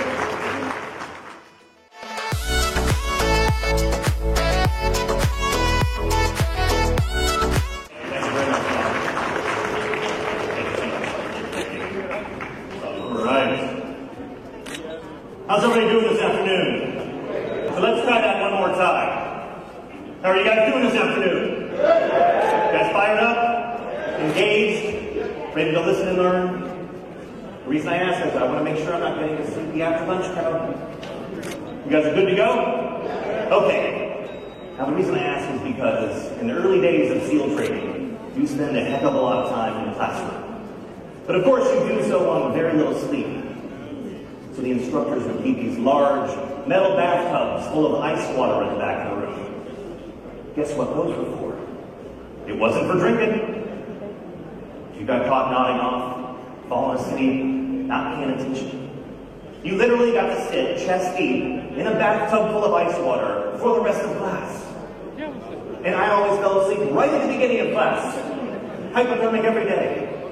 Clearly not learning from my mistakes the first time around. And when I being fully transparent with all of you, I did in fact request ice bathtubs for this event. Unfortunately for you, the IT Serve Human Resources team denied my request. So you guys are off the hook, but I'll be watching. No, in all seriousness, thank you guys so much for having me. Thank you to the sponsors. It's an honor and pleasure to be here with all of you this afternoon. So when a SEAL platoon is on patrol in enemy territory, sneaking into an enemy compound, the man in front is the point man. He's taking point. He's leading his team into what we call VUCA environments. And yes, that's one of the many hundreds, if not thousands, of acronyms we live by in the United States military. It refers to the volatile, uncertain, complex, and ambiguous environments that we operate in. That acronym is now actually widely used in the global business community, and rightfully so, I think. And two, of course, referring to more fast-paced, disruptive, transformative, ever-changing and evolving global business landscape that we're all a part of today in this modern 21st century environment. You think about all that change, all that disruption that's occurred in your organizations, in your industry over the past 10 to 15 years, digital transformation, advancements in technology, constantly changing consumer needs and customer demands, forcing you guys to sometimes rethink how you deliver products and services to your customers. But all that change and disruption forces us as organizational leaders and managers to be more nimble and more agile, sometimes a little more creative. It forces us to improve our ability to lead change in our companies and organizations, better navigate organizational transformation, industry transformation, improve in those critical areas for all high-performance teams of strategy, structure, process, organizational culture. But I found oftentimes in my own experiences in my own companies I've worked with, and some research that I've done, that all this change and disruption forces us to grow faster with fewer resources sometimes, forces us to improve in those areas, but we do so in a very siloed fashion. It's about bringing all those pillars of a high-performance organization together. Leadership behaviors, strategy, structure, culture. Bringing those together where they converge to align with achieving specific business results. That's what really matters. In fact, in the 2017 KPMG CEO Outlook Report, there's CEOs from all over the world that were surveyed, many in the technology and IT space. 65% of CEOs today now see change and disruption in their industries as an opportunity on their SWOT analysis, as opposed to a threat, an opportunity to be taken advantage of. And 74%, this is, at least from my perspective, the more exciting part is 74% claim they'll be investing significantly more time and resources into improving organizational culture, employee retention, and employee engagement to improve productivity and efficiency and maintain their competitive advantage. So naturally, I can draw a simple military correlation here. Another great organization that has stood the test of time, but also overcome a lot of disruption, change, and adversity over the past 17 years. Naval Special Warfare, home to the United States Navy SEAL teams, widely known to be the most elite and feared special operations fighting force in the entire world. Yet we've been in a constant state of transformation, facing a lot of disruption and adversity over the past 17 years. So how have we continued to evolve, to adapt, and transform in order to sustain this fight and defeat a very dangerous and decentralized enemy? In large part, and we'll talk a lot about this today, is due to our very well-defined and distinct organizational culture. A culture founded on the principles of leadership at all levels, adaptability. Another one is purpose. Think of a nonprofit, an organization that's always focusing on the greater good, the differences they can make positively.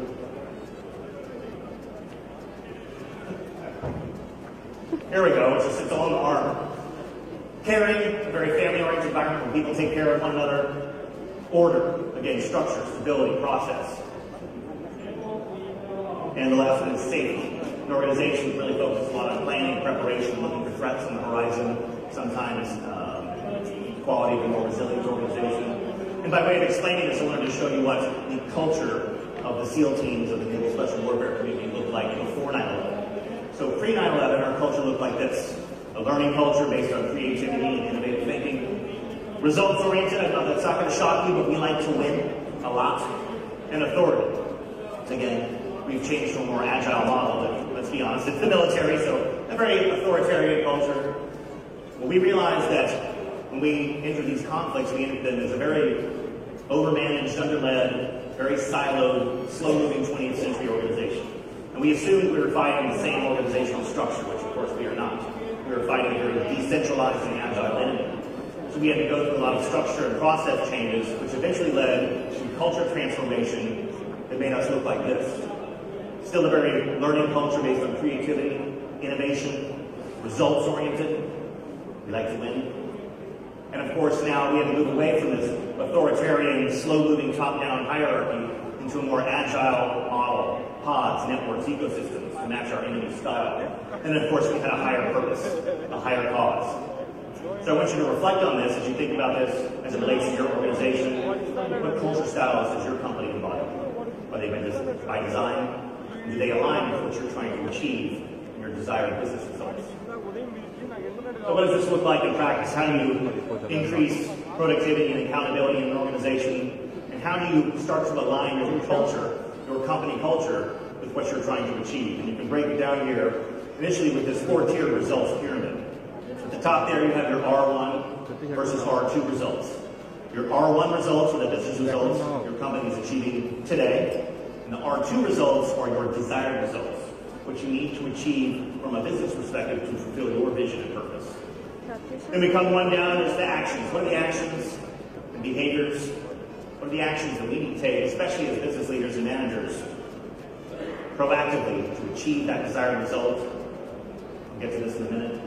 What are the beliefs and behaviors that we have to embody so that we proactively and our teams proactively take those actions to get the results? And most importantly, here at the bottom, what are the rituals and cultural experiences we have in our organizations, whether they're by design, haphazard, whether they add value or detract value?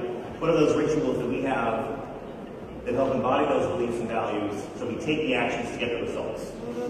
So my last company that I sold a couple years ago was a digital media and analytics company. We were going through a major transformation, structure, process, rebranding, and we also had to drive a very significant culture transformation to ensure those process and structure changes actually stuck and were ingrained in the culture. And one of those desired business results, I know this is kind of a broad result, but just go with me, was innovation. We had to be much more innovative and innovative thinkers as an organization to sustain our growth and maintain not just our competitive advantage, but just to maintain relevance as a whole. So that was our desired business result.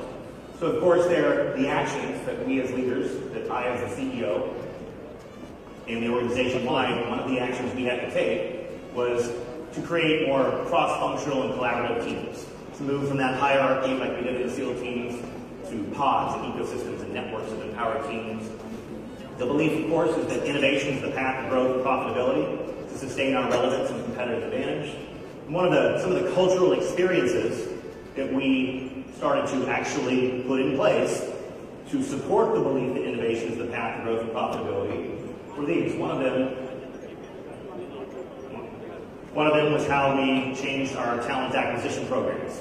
Obviously, recruiting and hiring more innovative thinkers. I'm not that innovative, so we had to go out there and get much smarter people than me. It's the key to good leadership, people.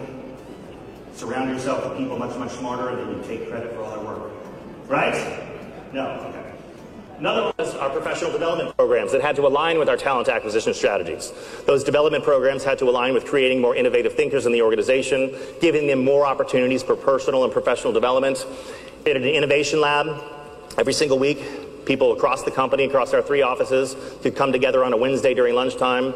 They had a mission, they had a budget, but they could essentially come up with ideas and business plans to improve our ability to be innovative as an organization, improve our services and our products, even internal efficiencies.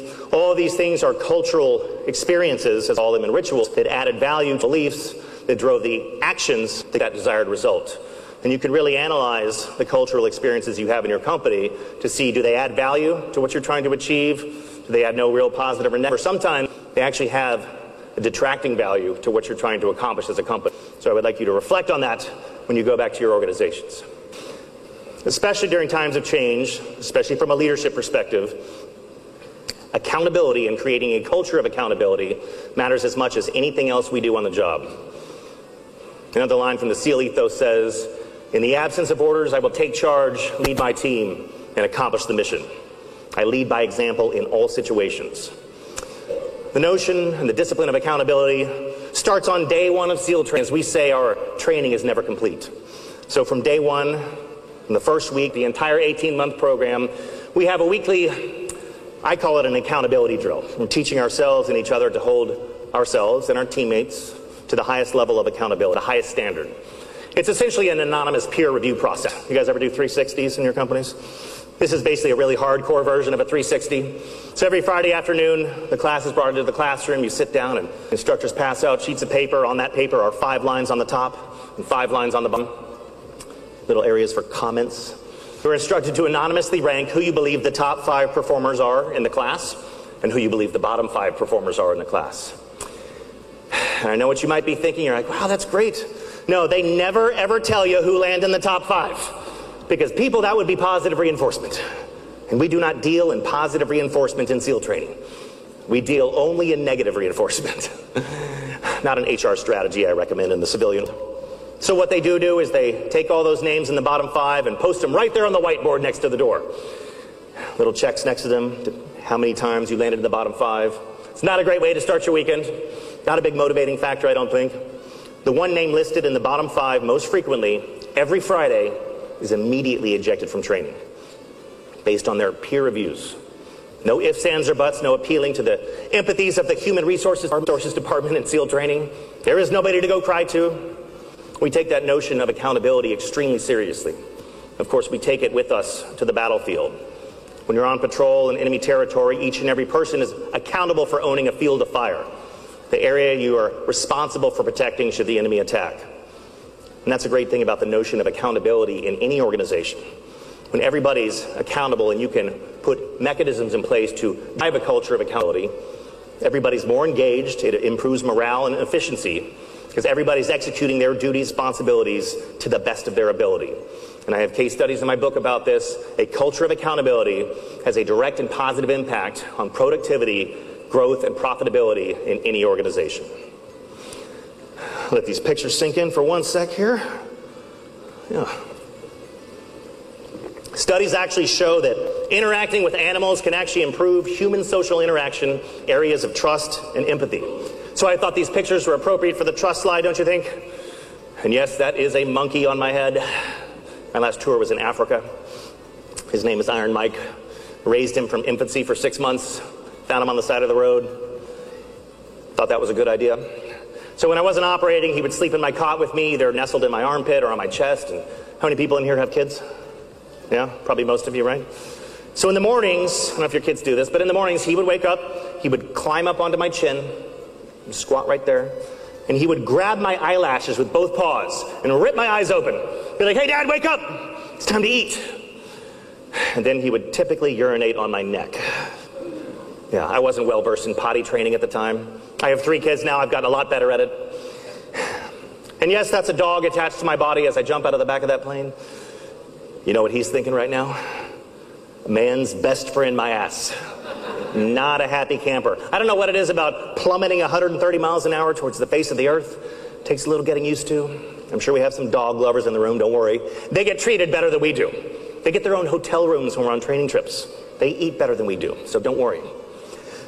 Before I wrap up, I wanted to share a quick story with you about the notion of organizational trust, but in this case as it relates to my class's Hell Week experience. Hell Week is the 4th week of BUD/S. It's the brutal crucible that weeds out most candidates, but the crucible that all SEALs share. So Hell Week starts on a Sunday and ends on a Friday afternoon, and the beauty of that Sunday is the class has no idea when Hell Week will commence. They report to the classroom in the morning, a couple required items in their possession, and so you just sit there all day. The anguish, the anxiety, eating away at your soul. The weird paradox is that you know it's probably going to be the worst week of your entire life, yet you just want it to begin. You want to get after it. So by way of motivating us, our class leader, who's going to be the highest ranking naval officer in the class, one of the things he did was to read to us the St. Crispin's Day speech from William Shakespeare's Henry V. And he read aloud those famed lines that say, "We few, we happy few, we band of brothers. For he today that sheds his blood with me shall be my brother. And those men afraid to go will see themselves as lesser men as they hear of how we fought and died together." John died 4 days later. It was 4.5 days into Hell Week. There were 30 of us left of the 250 that started. We were in full gear, no fins, in an Olympic-sized swimming pool doing relay races. And I wanted to invite our president, Gopi Kandakuri is here. Gopi and Deepali, and as well as Deepali is our speaker chair and Vinay Madhisetti is our speaker co-chair. Give them a round of applause for them because they are doing an excellent job. And we wanted to call Gopi here. Can somebody call Gopi, please? All right. Thank you, everybody. Right after this, we are going to have the immigration panel starting right here. We have a meet and greet with our Congressman Raja Krishnamurthy. He's at CIL. So please, you can go and meet him there. And there, you can talk to him if you have any questions or anything. You are most free to do that. Thank you. How's everyone doing?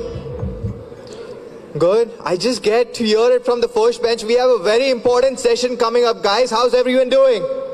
Thank you so much. So moving ahead with the immigration panel session, I'd like to introduce ITServe representative.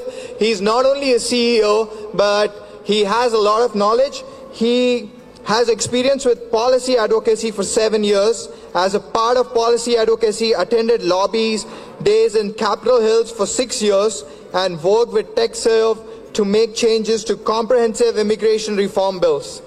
Starting with Newford Memo in 2010 till I-Squared Bill by Senator Hatch in 2017, involved in education, lawmakers, and advocating changes to policies and a lot more. So please put your hands together for Satish Mandua. Good afternoon, everybody. So welcome you all to the ITServe Synergy 2018. And so it's a great association for me with ITServe for the last 7 years, being the first president of ITServe from 2010 and 2011. And immigration and policy advocacy is our forefront, the agenda for ITServe. So it's been our objective for 7 years. So we are starting this segment with the immigration segment here. So I would like to say one thing. That's the American dream, right? We all talk about the American dream. So it's a very simple idea of bringing the success for all those who live and work hard in this country of free and the home of the brave, right? So the many of us as an Americans, we pride ourselves to come from all over the world to this great country of America, seeking religious, social, political liberty. So that is the American dream. So we are all striving for that, and we are all working hard. We are living in this country. So that's part of the immigration is part of our daily, day in and day out. So how about an orphan from an island became a deputy commissioner of Immigration Naturalization Service, INS. Can you imagine that? That can happen? So he is nothing more than we have a speaker who is a deputy commissioner, who served as a deputy commissioner, and who served two presidents, President Ronald Reagan as well as George W. Bush. And he served as a deputy commissioner for George W. Bush, and he is part of the asylum policy for the Ronald Reagan government. So without delay, I would like to invite our speaker here, Ricardo Inzuna. Thank you.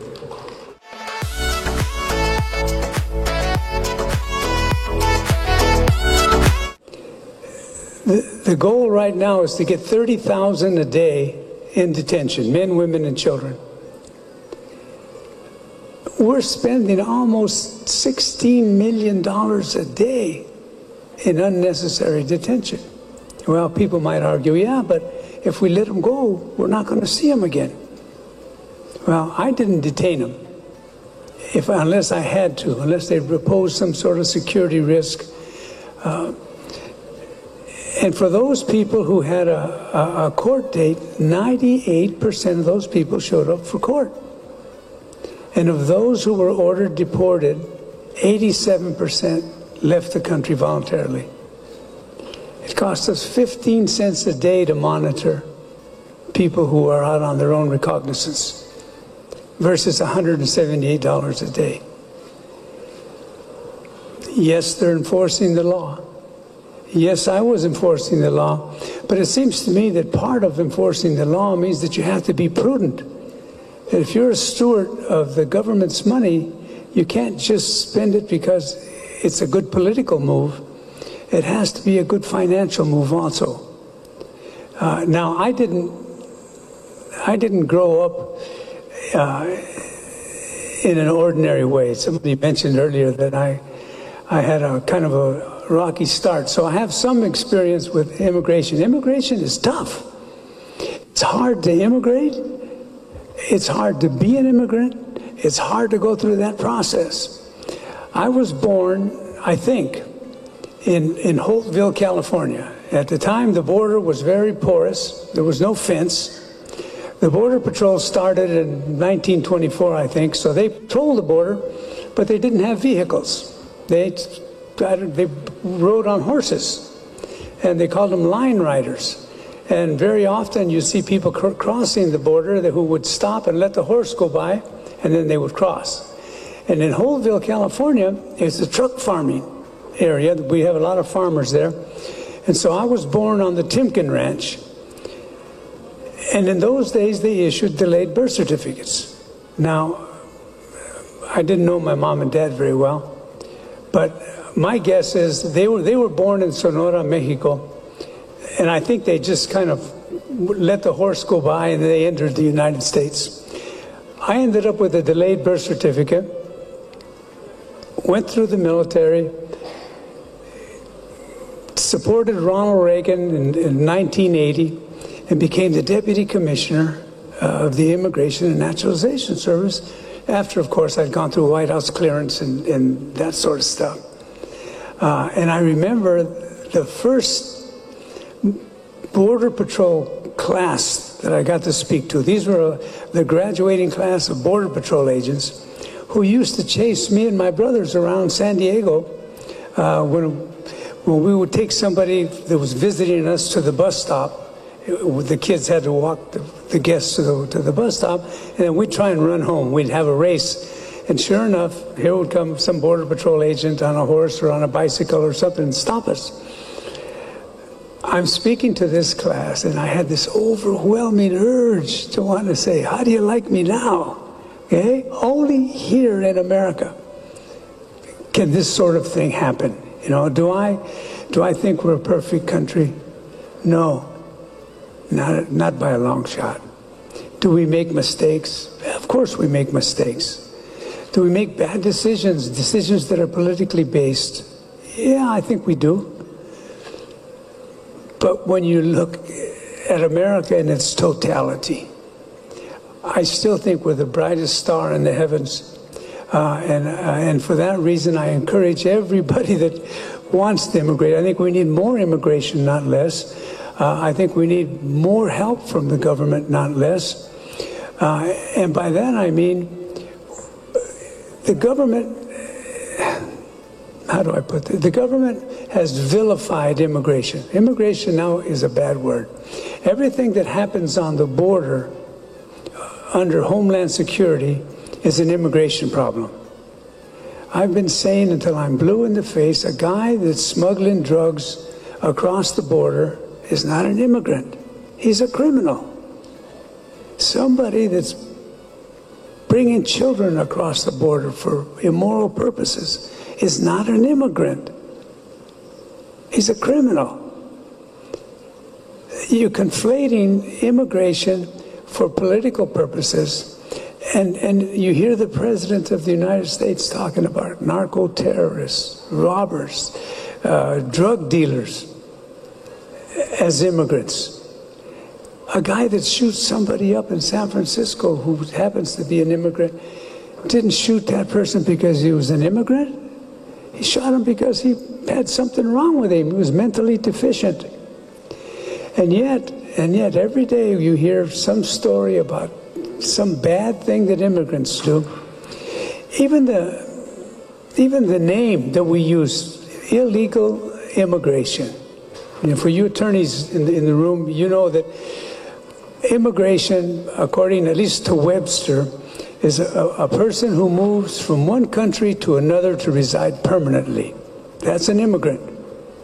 Homeland Security has further defined that definition to say that an immigrant is a person who has been lawfully accorded the privilege of residing in America permanently.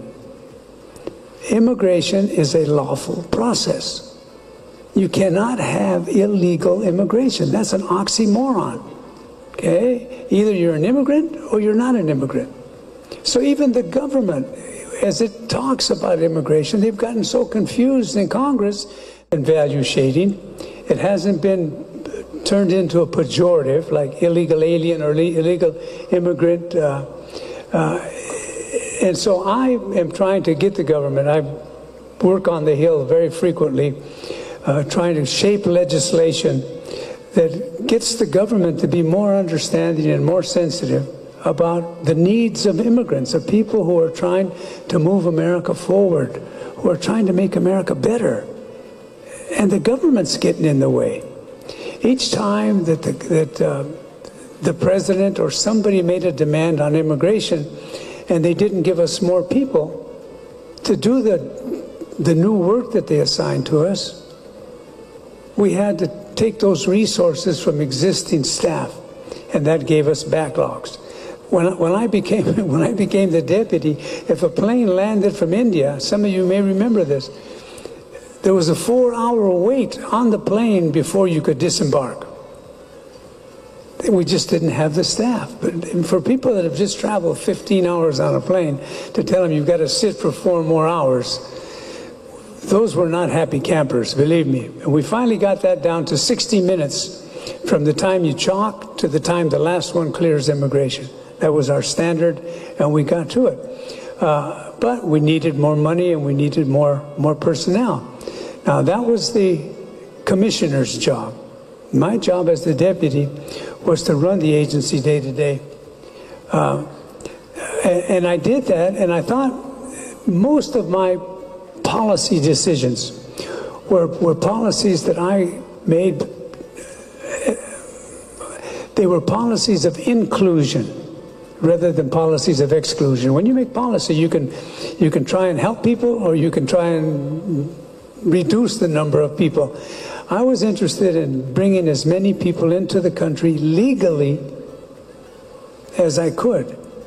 And I think now I get the feeling that they're trying to reduce the number of people who are coming into the country simply by making policy changes. The law is the same. The law has not changed one bit. They've just changed the policy, or how they see the policy. There's 100 other things I'd like to talk about, but I'm getting the sign that it's time. My time is up. But I want to thank you for inviting me to speak to you, to share some of my thoughts about immigration. If you see me walking around the hallway and you want to talk about, we created the EB-5. They used to call me the father of the EB-5, but that was so long ago. Now they call me the grandfather of the EB-5 program. We did a lot of work with H1s, H2s. I mean, any questions that you want to ask me, please feel free to stop me. I enjoy talking about immigration. And good luck to you in your deliberations. And again, thank you for having me. I want you guys to stay here and listen to the immigration panel. I'd like to welcome Mr. Satish Mandua, CEO of Intellisoft and first president of ITserve. Can I have a huge round of applause for him? So next is attorney Sam Shehab. Has been immigration attorney for more than 20 years, and he is an immigration attorney from Ohio, Columbus, Ohio. He is from Columbus Bar Association member as well as ALA member. He is a frequent presenter at the Ohio Bar Association lecturing on immigration law, and he deals with a lot of complex cases, and we have known him for almost 10 years. Let's welcome Sam Shehab. Next is immigration attorney from Texas, Sharda Kodem, and she is well known recently, dealing with a lot of complex RFEs from Dallas area. So let's welcome Sharda Kodem, immigration attorney.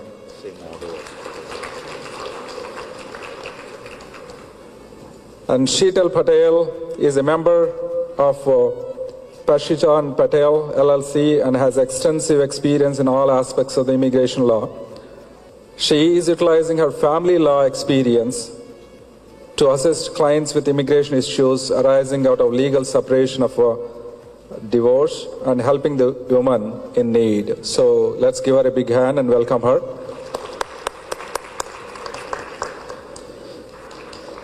And next is our Banu Ilendra, our immigration attorney, and he is a founder of BBA Law Group, and he is headquartered in Herndon, Virginia, and he always been helpful for us in the Capitol Hill. Whenever we go for the lobbying, we will take him along.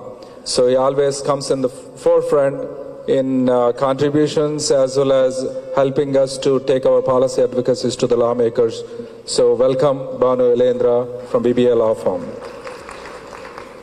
The next is our attorney of onlinevisas.com. So the only self-serving portal that can take care of all the client needs. He built a technology-based immigration law firm. So that is John. John has been vocal, John has been helpful. He's part of our policy advocacy team from last year, and he helped us to draft so many memos and publish those in the media. And he has been vital for our policy advocacy team. So let's welcome John Wiley. And we have a couple of more important people here. So this session with all these expert attorneys here, it can't continue without a moderators, right? So there's a big panel, we need 2 moderators, not just 1. So we are inviting Thomas Allen, and he is our champion in terms of taking the litigation forward. You know, everybody know about the CMO Solutions lawsuit which was filed, and that's been headed by the Thomas Allen, and he's our sponsor as well. So let's welcome Thomas Allen as our moderator. And one more, he's a technocrat, he's a technologist. I don't know why he is on the immigration panel here, but he is definitely a strategist. That's why he is here. So he knows in and out of the immigration, and he has been vocal in the ITSO. He is a Seattle chapter president, and also driving many of the bylaws and certain things. There we go for the guidance. So he is nothing but Anil Reddy. He is a cloud infrastructure strategy director of Microsoft, I think X. He is currently running his own. He is creating a biggest hypervisor data center in India, and any technical advice you need, he is a guy. So let's welcome Anil Reddy. So I'll hand over to our experts here, expert moderators, Thomas as well as Anil Reddy. Please, thank you all. Thank you, sir. Thank you, Satish. Yes, a good question. Why am I here? Is you need somebody who doesn't understand immigration. So I think I will play that role as just advocate from the other side versus just letting the attorneys speak. Instead of legalese, we'll talk techniques. We're going to moderate this panel in different ways. So this team is broken up into three. One will handle the pure H1 process and that component.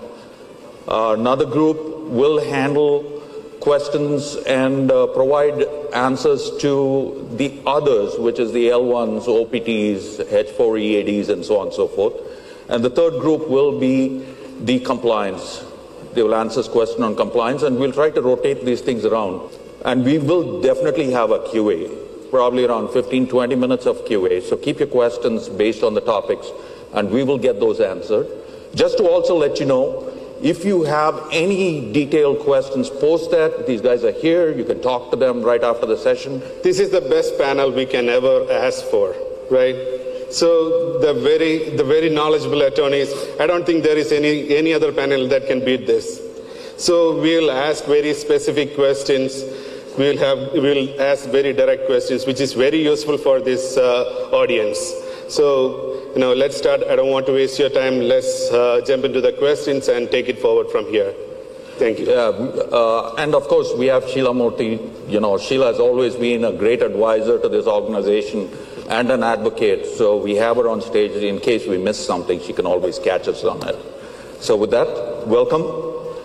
And let's start with a question to the, the H1B panel, where we want to talk about what are the current trends in the H1B process which is happening right now across the industry, and what are the typical issues that you are seeing around the RFEs?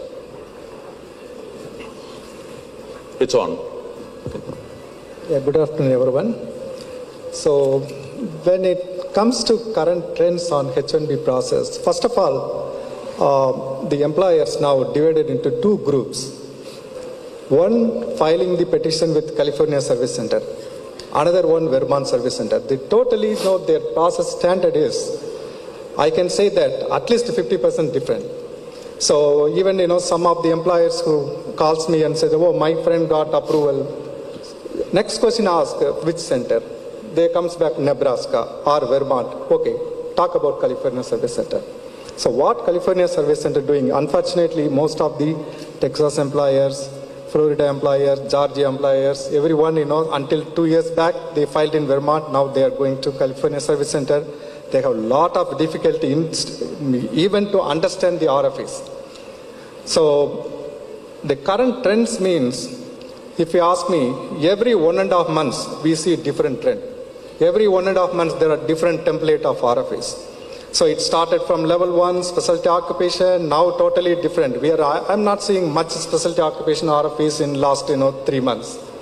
So, but there is difference, so there is one RFP nowadays we are seeing, availability of specialty occupation in third-party location. So most of the people, they confuse, it's a specialty occupation RFP, then started looking at past employment practice, they go to the evaluator to do advisory opinion, all those things. So that is totally different. At this time, we are looking at only on client documentation, client's MSA PO, purchase order. See, if one is missing, we are seeing denials. So some adjudicators, they are approving without MSA, with the purchase order, they are approving. Client letters and all become immaterial now. Client letters, just we are using it only to establish that there is a specialty occupation available at the third party location. So mainly California Service Center looking for master service agreement between the end client and the primary vendor, not between you and the immediate layer or whatever. So you must need MSA between the end client and a primary vendor and their purchase order. So that is the reason nowadays even we are getting approval for short term, 3 months, 6 months, 4 months or whatever. So without that, even if you rely on client letter, there are too many denials. When it comes to Vermont Service Center, still we see approval with the client letters. So even some RFPs we are getting for purchase order, but they are not pressurizing much for MSA or whatever, little lenient. But I don't know, after 2-3 months. I have a specific question. So many of the employers, they are not able to get the contract between the vendor or the prime vendor or the client. So is there any way, is there any documents that you can substitute? Or is it a straight denial because they don't have a... Currently USCS processing, I don't think any other document can substitute. We can still put, a lot of employees, they bring with like a co-worker affidavit, some, secondary evidences. But I believe California Service is strictly looking for MSAPO. Just try to get MSAPO between all the layers, then you can be successful. At least you can get 6 months we would approvals like to hear or whatever. from Banu regarding... Thanks, Thomas. Regarding that, yes. Thank you. Thank you. Thank you, honorable panel here. It's an honor to be with all of you. And thank you all. The specific question what Thomas has asked is there any alternative documentation we can show instead of purchase order or MSA under those circumstances to get the approvals? As Rajagaru said, it's very difficult sometimes with California Service Center. They're very particular about MSA and end client. However, we had some success by showing alternative documents, especially if the client letter reiterates the terms of the end client agreements, especially main clauses, that they reiterate in the client letter what kind of a contractual relationship they have with the employer through the prime vendor, whatever it is. They are still considering those client letters. So it's very important to see the language of the client letters, what you are getting. Just a standard template saying that, oh, this is the project, this is what it is, it's not that. The client letters should be in detail explaining the relation between the parties and between the duration of the project and the job duties, and explain why these job duties are so specialized in nature that it requires a bachelor's degree at a minimum. And we had a success doing that quite a few times with California Service Center under those circumstances. Along with them, what we try to do is sometimes if it depends upon what kind of a software lifecycle system they're working on. Like for example, if they're working on waterfall method or agile methodologies, there's a different set of documents will be available for them. Especially if they're working on the waterfall method, there are definitive schedules are issued by the clients to them, because that goes by schedule. Whereas agile methodology goes by week basis or day by day basis, whatever it is basically. Thank you, man. And we basically target those documents also. We try to put those documents also. And see, that brings up a question. See, being a technocrat is, you're talking about agile and waterfall methodologies, right? Yes. And part of it is old, especially with digital transformation, the cloud technologies and AI and all that stuff. A lot of things are terms which were used in the past. There are a lot of new terms which are emerging. I mean, if you start looking at the MSAs, some of the work orders coming in from some of the large clients, even the job descriptions are way more different than what it used to be. Yes. And this rolls into the specialty occupation category, is like, how do you handle those things, and what are those specialty occupational stuff that you do? It's very important to identify why there's a difference. Let's assume this way, let's take this position, which is a software engineer position, right? See, a software engineer position, the people without a bachelor's degree can also do certain level of job duties over there. But certain tasks as a software engineer can only be performed with the training and dedication they achieve, with the level of education they achieve at the bachelor level of degree. So it's very important to define what kind of a training this person requires, what kind of a ability this guy needs to do that particular job. We have to document this. See, it's a very simple thing. USA is implementing Defensor versus Meisner from 2009 onwards. If you meet that standard, I don't see any problem for you to get special documentation involved. Whatever documentation you provide advisory opinions, you provide all these things. These all gives you a persuasive value for your argument. But the crux of the argument, crux of the documents which they look into is what actually end client wants. What our end client practices are. Do they really require bachelor's degree for this? Is that their normal practice? Or they just require experience? If you can document that, you're winning it. We document that with end client ads. Sometimes see if there are public companies. So many companies are there. We do that basically. Yeah. Thank you, man. Next question is for Sheila. There has been a lot of denials on specialty occupation. What do you think? What is a common mistake that the employers do in their petition, which results in a denial in a specialty occupation? Okay, first of all, I'm not sure that employers or employees are making huge mistakes, because what they've been doing for the last 10, 20 years, suddenly if it's not working, either the government made a mistake before or they're making a mistake now.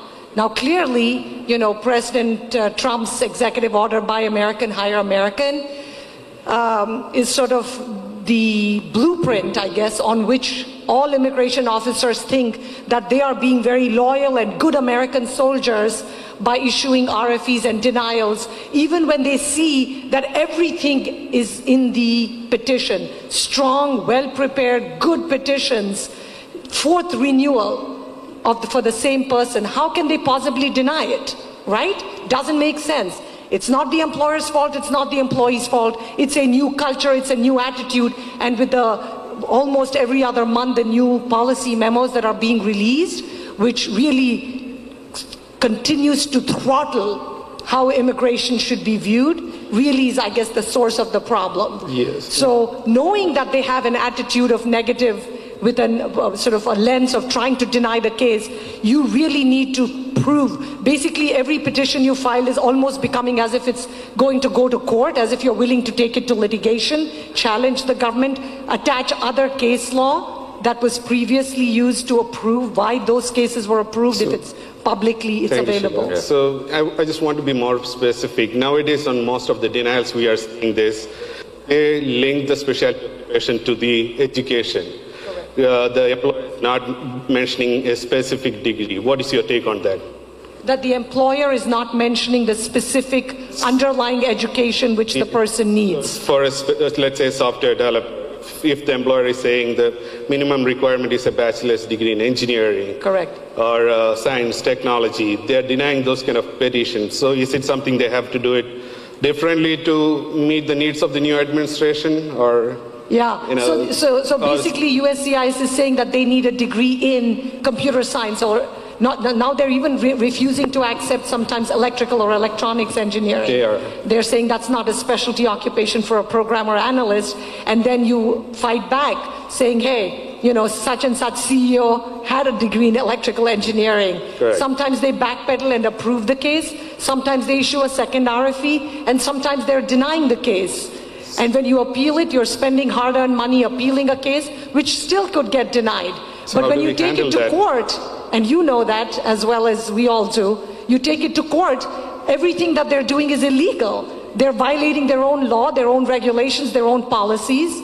They're doing everything illegal, and it's like a crook. When you get caught with your hand in the cookie jar, what do? You quickly issue because now the judges are basically saying this denial is incorrect. All the denials, most of them, if you take it to court, you're winning. But 9 out of 10 employers are very nervous and hesitant to sue. And I guess we all need to give a huge round of applause to IT Serve Alliance. Thank you all for being there, right? We have both the IT Serve Alliance lawsuit with the STEM OPT issue, which the government quickly backpedaled and literally put their tail between their legs, ran.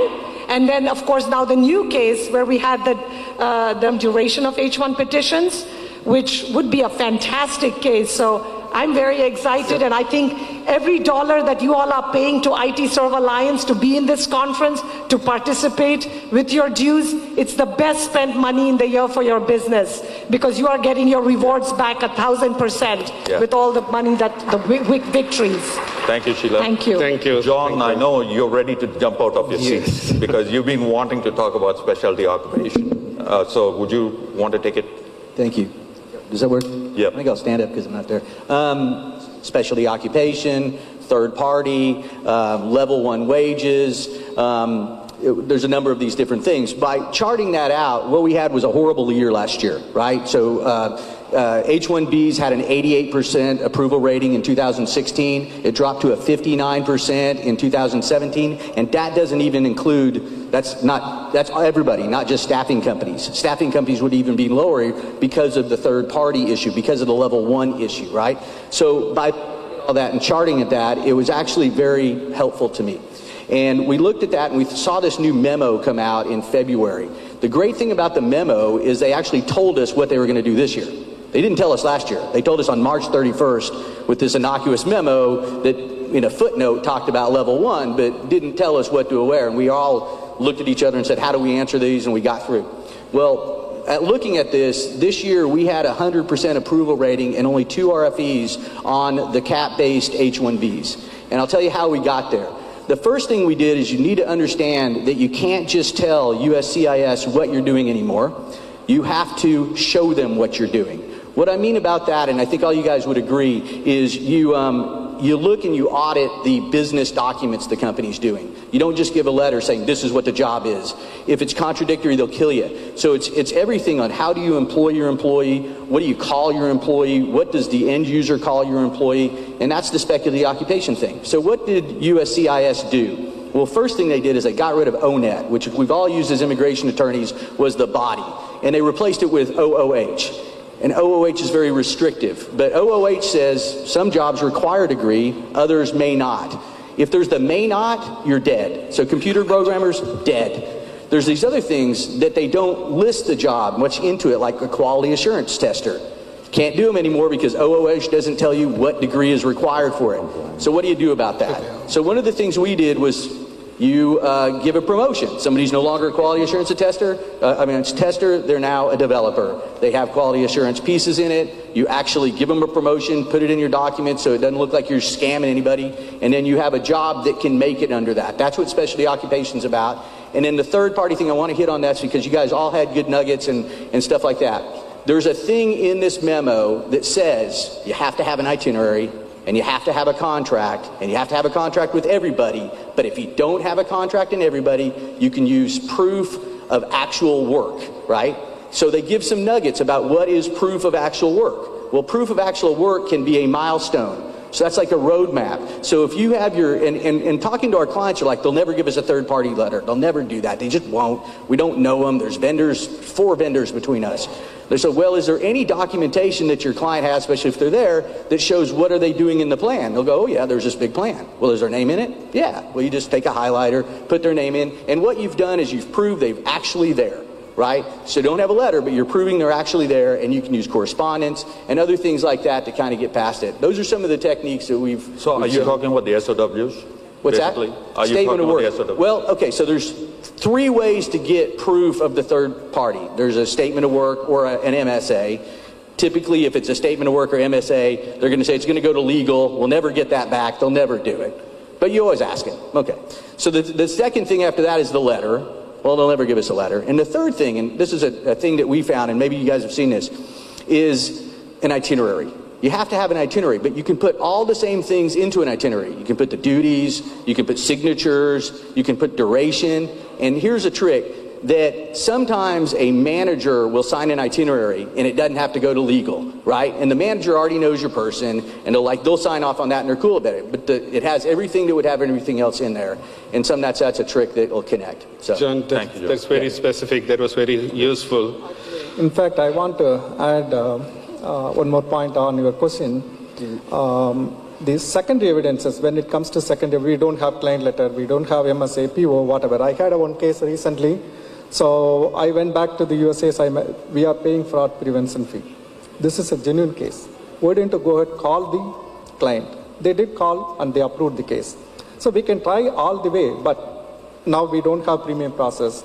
So what if, if you don't have MSAPO, if petition is denied, where we are, the employee has to go out or whatever. So that make sure to get all the document, whatever possible, 100%. So like MSAPO, client, everything. And so secondary evidence, you can try in case if you don't have all other documents. And what we are seeing is now there is a sudden shift from the specialty occupation denials to the employee-employer relationship.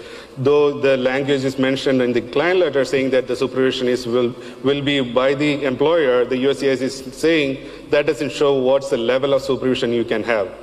That's the new reasons what we are seeing for denial. So you will have to rewrite the client letter, what you have currently used. One more thing, in client letter also, most of the time, employee is going to manager and get it signed. So now USCIS California Service Center, I have seen some denial letters stating that this person may not have authorization to sign the letter. Yes. So they want to get it signed by somebody, HR department or procurement department, whatever. So that is another hurdle we have. Yes. Next question. And the other thing that we need to be very careful, because last week somebody from the USCIS called one of our attorneys who was actually getting married, and another senior attorney took the call, and the person said, "Oh, we see that you're doing it. You've done a fantastic petition. It's great. It's got everything possible. But the candidate is from India." So the attorney said, "So what?" And the examiner says, "Well, those Indians, all of them lie and puff. Their resumes are false. Their experience is false. But I haven't made up my mind yet, but I still believe that." So the attorney said, "Excuse me, it sounds like you've made up your mind." The attorney who's gone will be coming back this week. And we, of course, then wrote to the head of the USCIS Service Center. We CC'd the head of this particular service center, head of USCIS, and said, "This is illegal. This is racial. This violates everything that we know in the federal law about targeting a particular country and national origin discrimination." If under that ground, every time Trump opens his mouth, we should say all white Americans are racist, because it's almost as ridiculous as throwing the baby out with the bathwater, saying that so the point that I want to make to the audience today is, don't give the government reason to look at us with suspicion and fraud, because the last thing in the world that we really need to have is where people think that people from the Indian side. I remember 25 years ago, any cases filed from Nigeria, we used to think, oh, Nigeria, possible fraud. We don't want Indians to get that kind of name. It's not worth it for our community. It's a long-term investment. And every single person here should feel responsible to do their part to file legitimate cases. Thank you. Great point. It's a great segue into it. Look, end of the day, we are all about filing cases or trying to mitigate some of the circumstances. It's been rejected or, RFEs and so on and so forth. But it goes back to the compliance, is like, how should we avoid some of this? What are the good steps to follow so that we're all in compliance and avoid these things? And also talk about the DOL and the I-9 audits while you talk about compliance. Right. Excellent question. Yep. Compliance.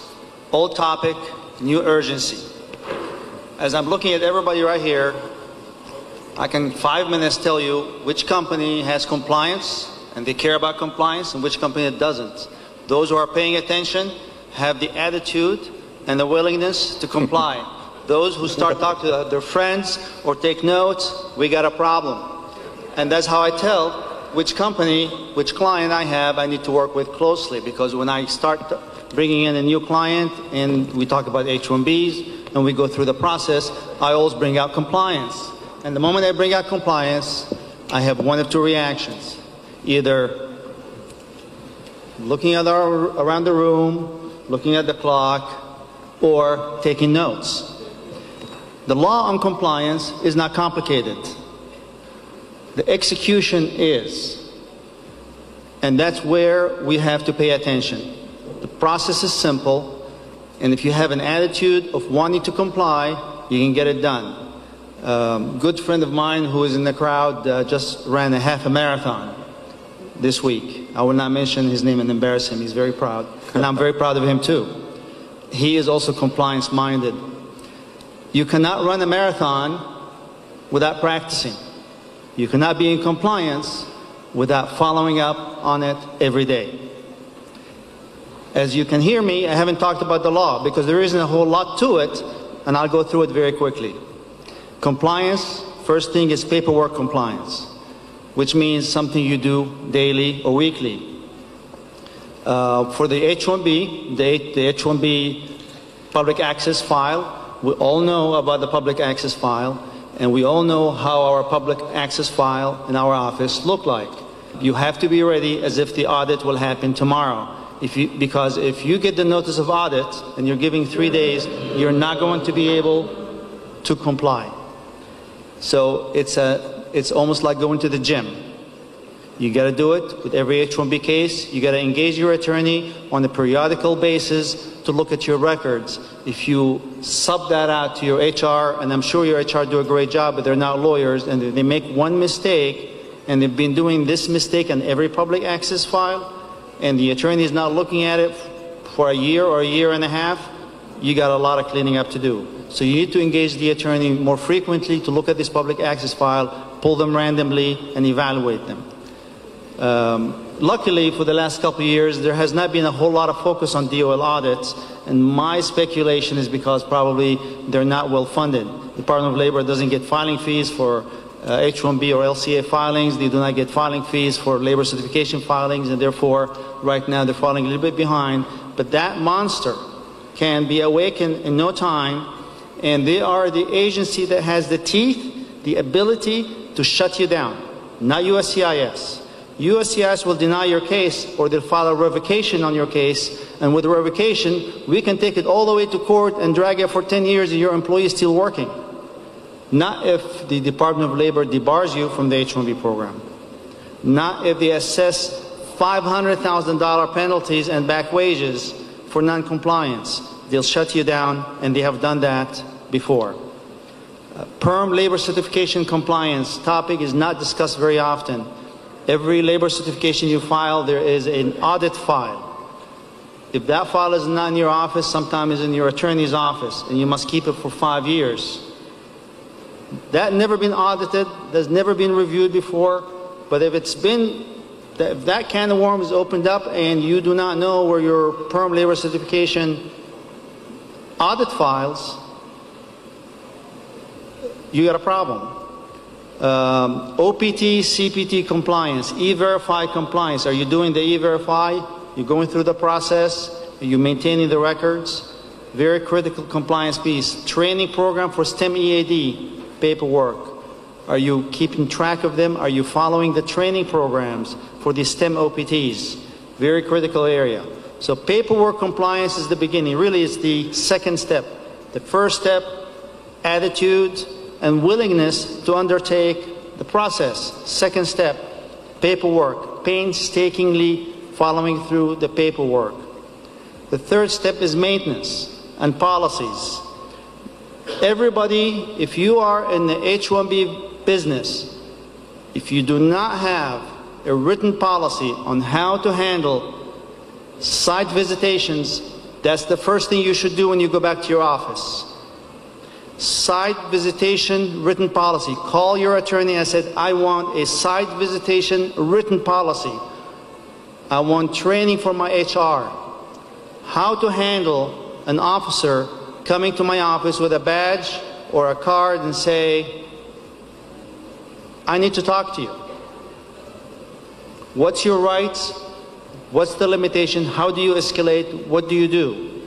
If that is not answered in advance, that will not be properly handled, and you could be at a disadvantage. Like I stated in Michigan, which is I've done few audits there in the days, and they are extremely competent H-1B auditors over there who do it full time. And I have great relationship with these people because I work hard with them. They work hard with me to try to come up with a solution in the prior administration. And I'm sure those people are still working there, but probably not funded for the work as much as before. They will walk in to the front desk and tell them, I am from the U.S. Department of Labor. Can you please show me where is your public access file? And obviously the person will just say, go ahead. instead of calling somebody and maybe negotiating for time to get our paperwork in order. Sam, paperwork, in conclusion, there are 3 more and I gotta panelists. move Sorry on. to cut short. So paperwork and then maintenance is the way to go. Thank you. Yeah. Thank you. Bryce. Right. So to continue with that conversation, when we're talking about site visits, preparation. Like you said, it's nothing to freak out about. Employers call the attorney's office and they're freaking out because a USCIS officer or a Department of Labor officer has come to the office and they're there to conduct a site visit. If you do everything that he just mentioned, then you'll be prepared. It's nothing to freak out about. It's about preparation. Right. It's about knowing. Bryce, I have a specific question for you. Great. That's fine. Yes, absolutely. Now we see on a lot of DOL audits, when the LCA wages is, let's say, 60,000, you are paying 100,000, or the employer is paying like 100, 120,000. They are creating a lot of issues on that. Have you seen anything like that on DOL audits? Paying higher wages than the LCA wages? Right, exactly. So that is an issue, and we're talking about. And are you specifically talking about for the perm process? Or? No, on the H1. For the H1 process. Okay, right. So wage levels. It is a big concern when we're talking about the type of scrutiny that USCIS is conducting these days. Wage levels are important, all right? It used to be where, you could have an individual who, had some experience. You would give them a level 1 wage and everything would be fine. We can't do that anymore. That doesn't work anymore. You have to be very careful. You cannot have someone with multiple degrees or perhaps they've gotten experience abroad for several years in the particular field that they're working in, and then try to, provide a level 1 wage and expect for that to be an approvable petition. You've got to look at that experience and what the role is that you're actually offering, and make sure you're offering an appropriate wage, because you will end up with a request for evidence or a denied petition.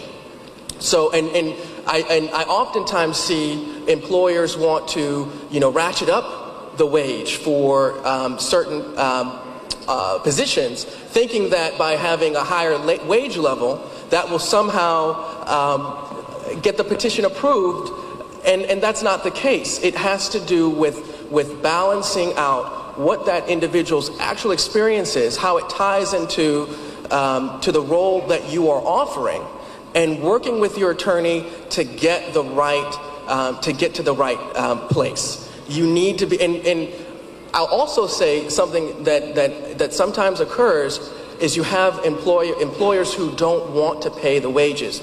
They sign that LCA, and then come several months or even a year later, we're finding out that they're not actually meeting the requirements of the LCA. That's something that you really need to be aware of. Make sure that you're paying the wage. Banu wants to add something. I'd just like to add to the question you asked. I have seen few audits where Department of Labor officers came. They asked, why are you paying more wages than what you offered in the LCA? Correct. But when the companies can establish that they have some kind of a promotion in the office, and if the increase of the wages are reasonable as per the industry standards, they're okay with it basically. And we were very successfully able to get those issues negated at the Department of Labor audits. Basically, it's very important to explain them that the person has been placed in a level with a high level of responsibilities and everything, and these wages are reasonable for that position basically.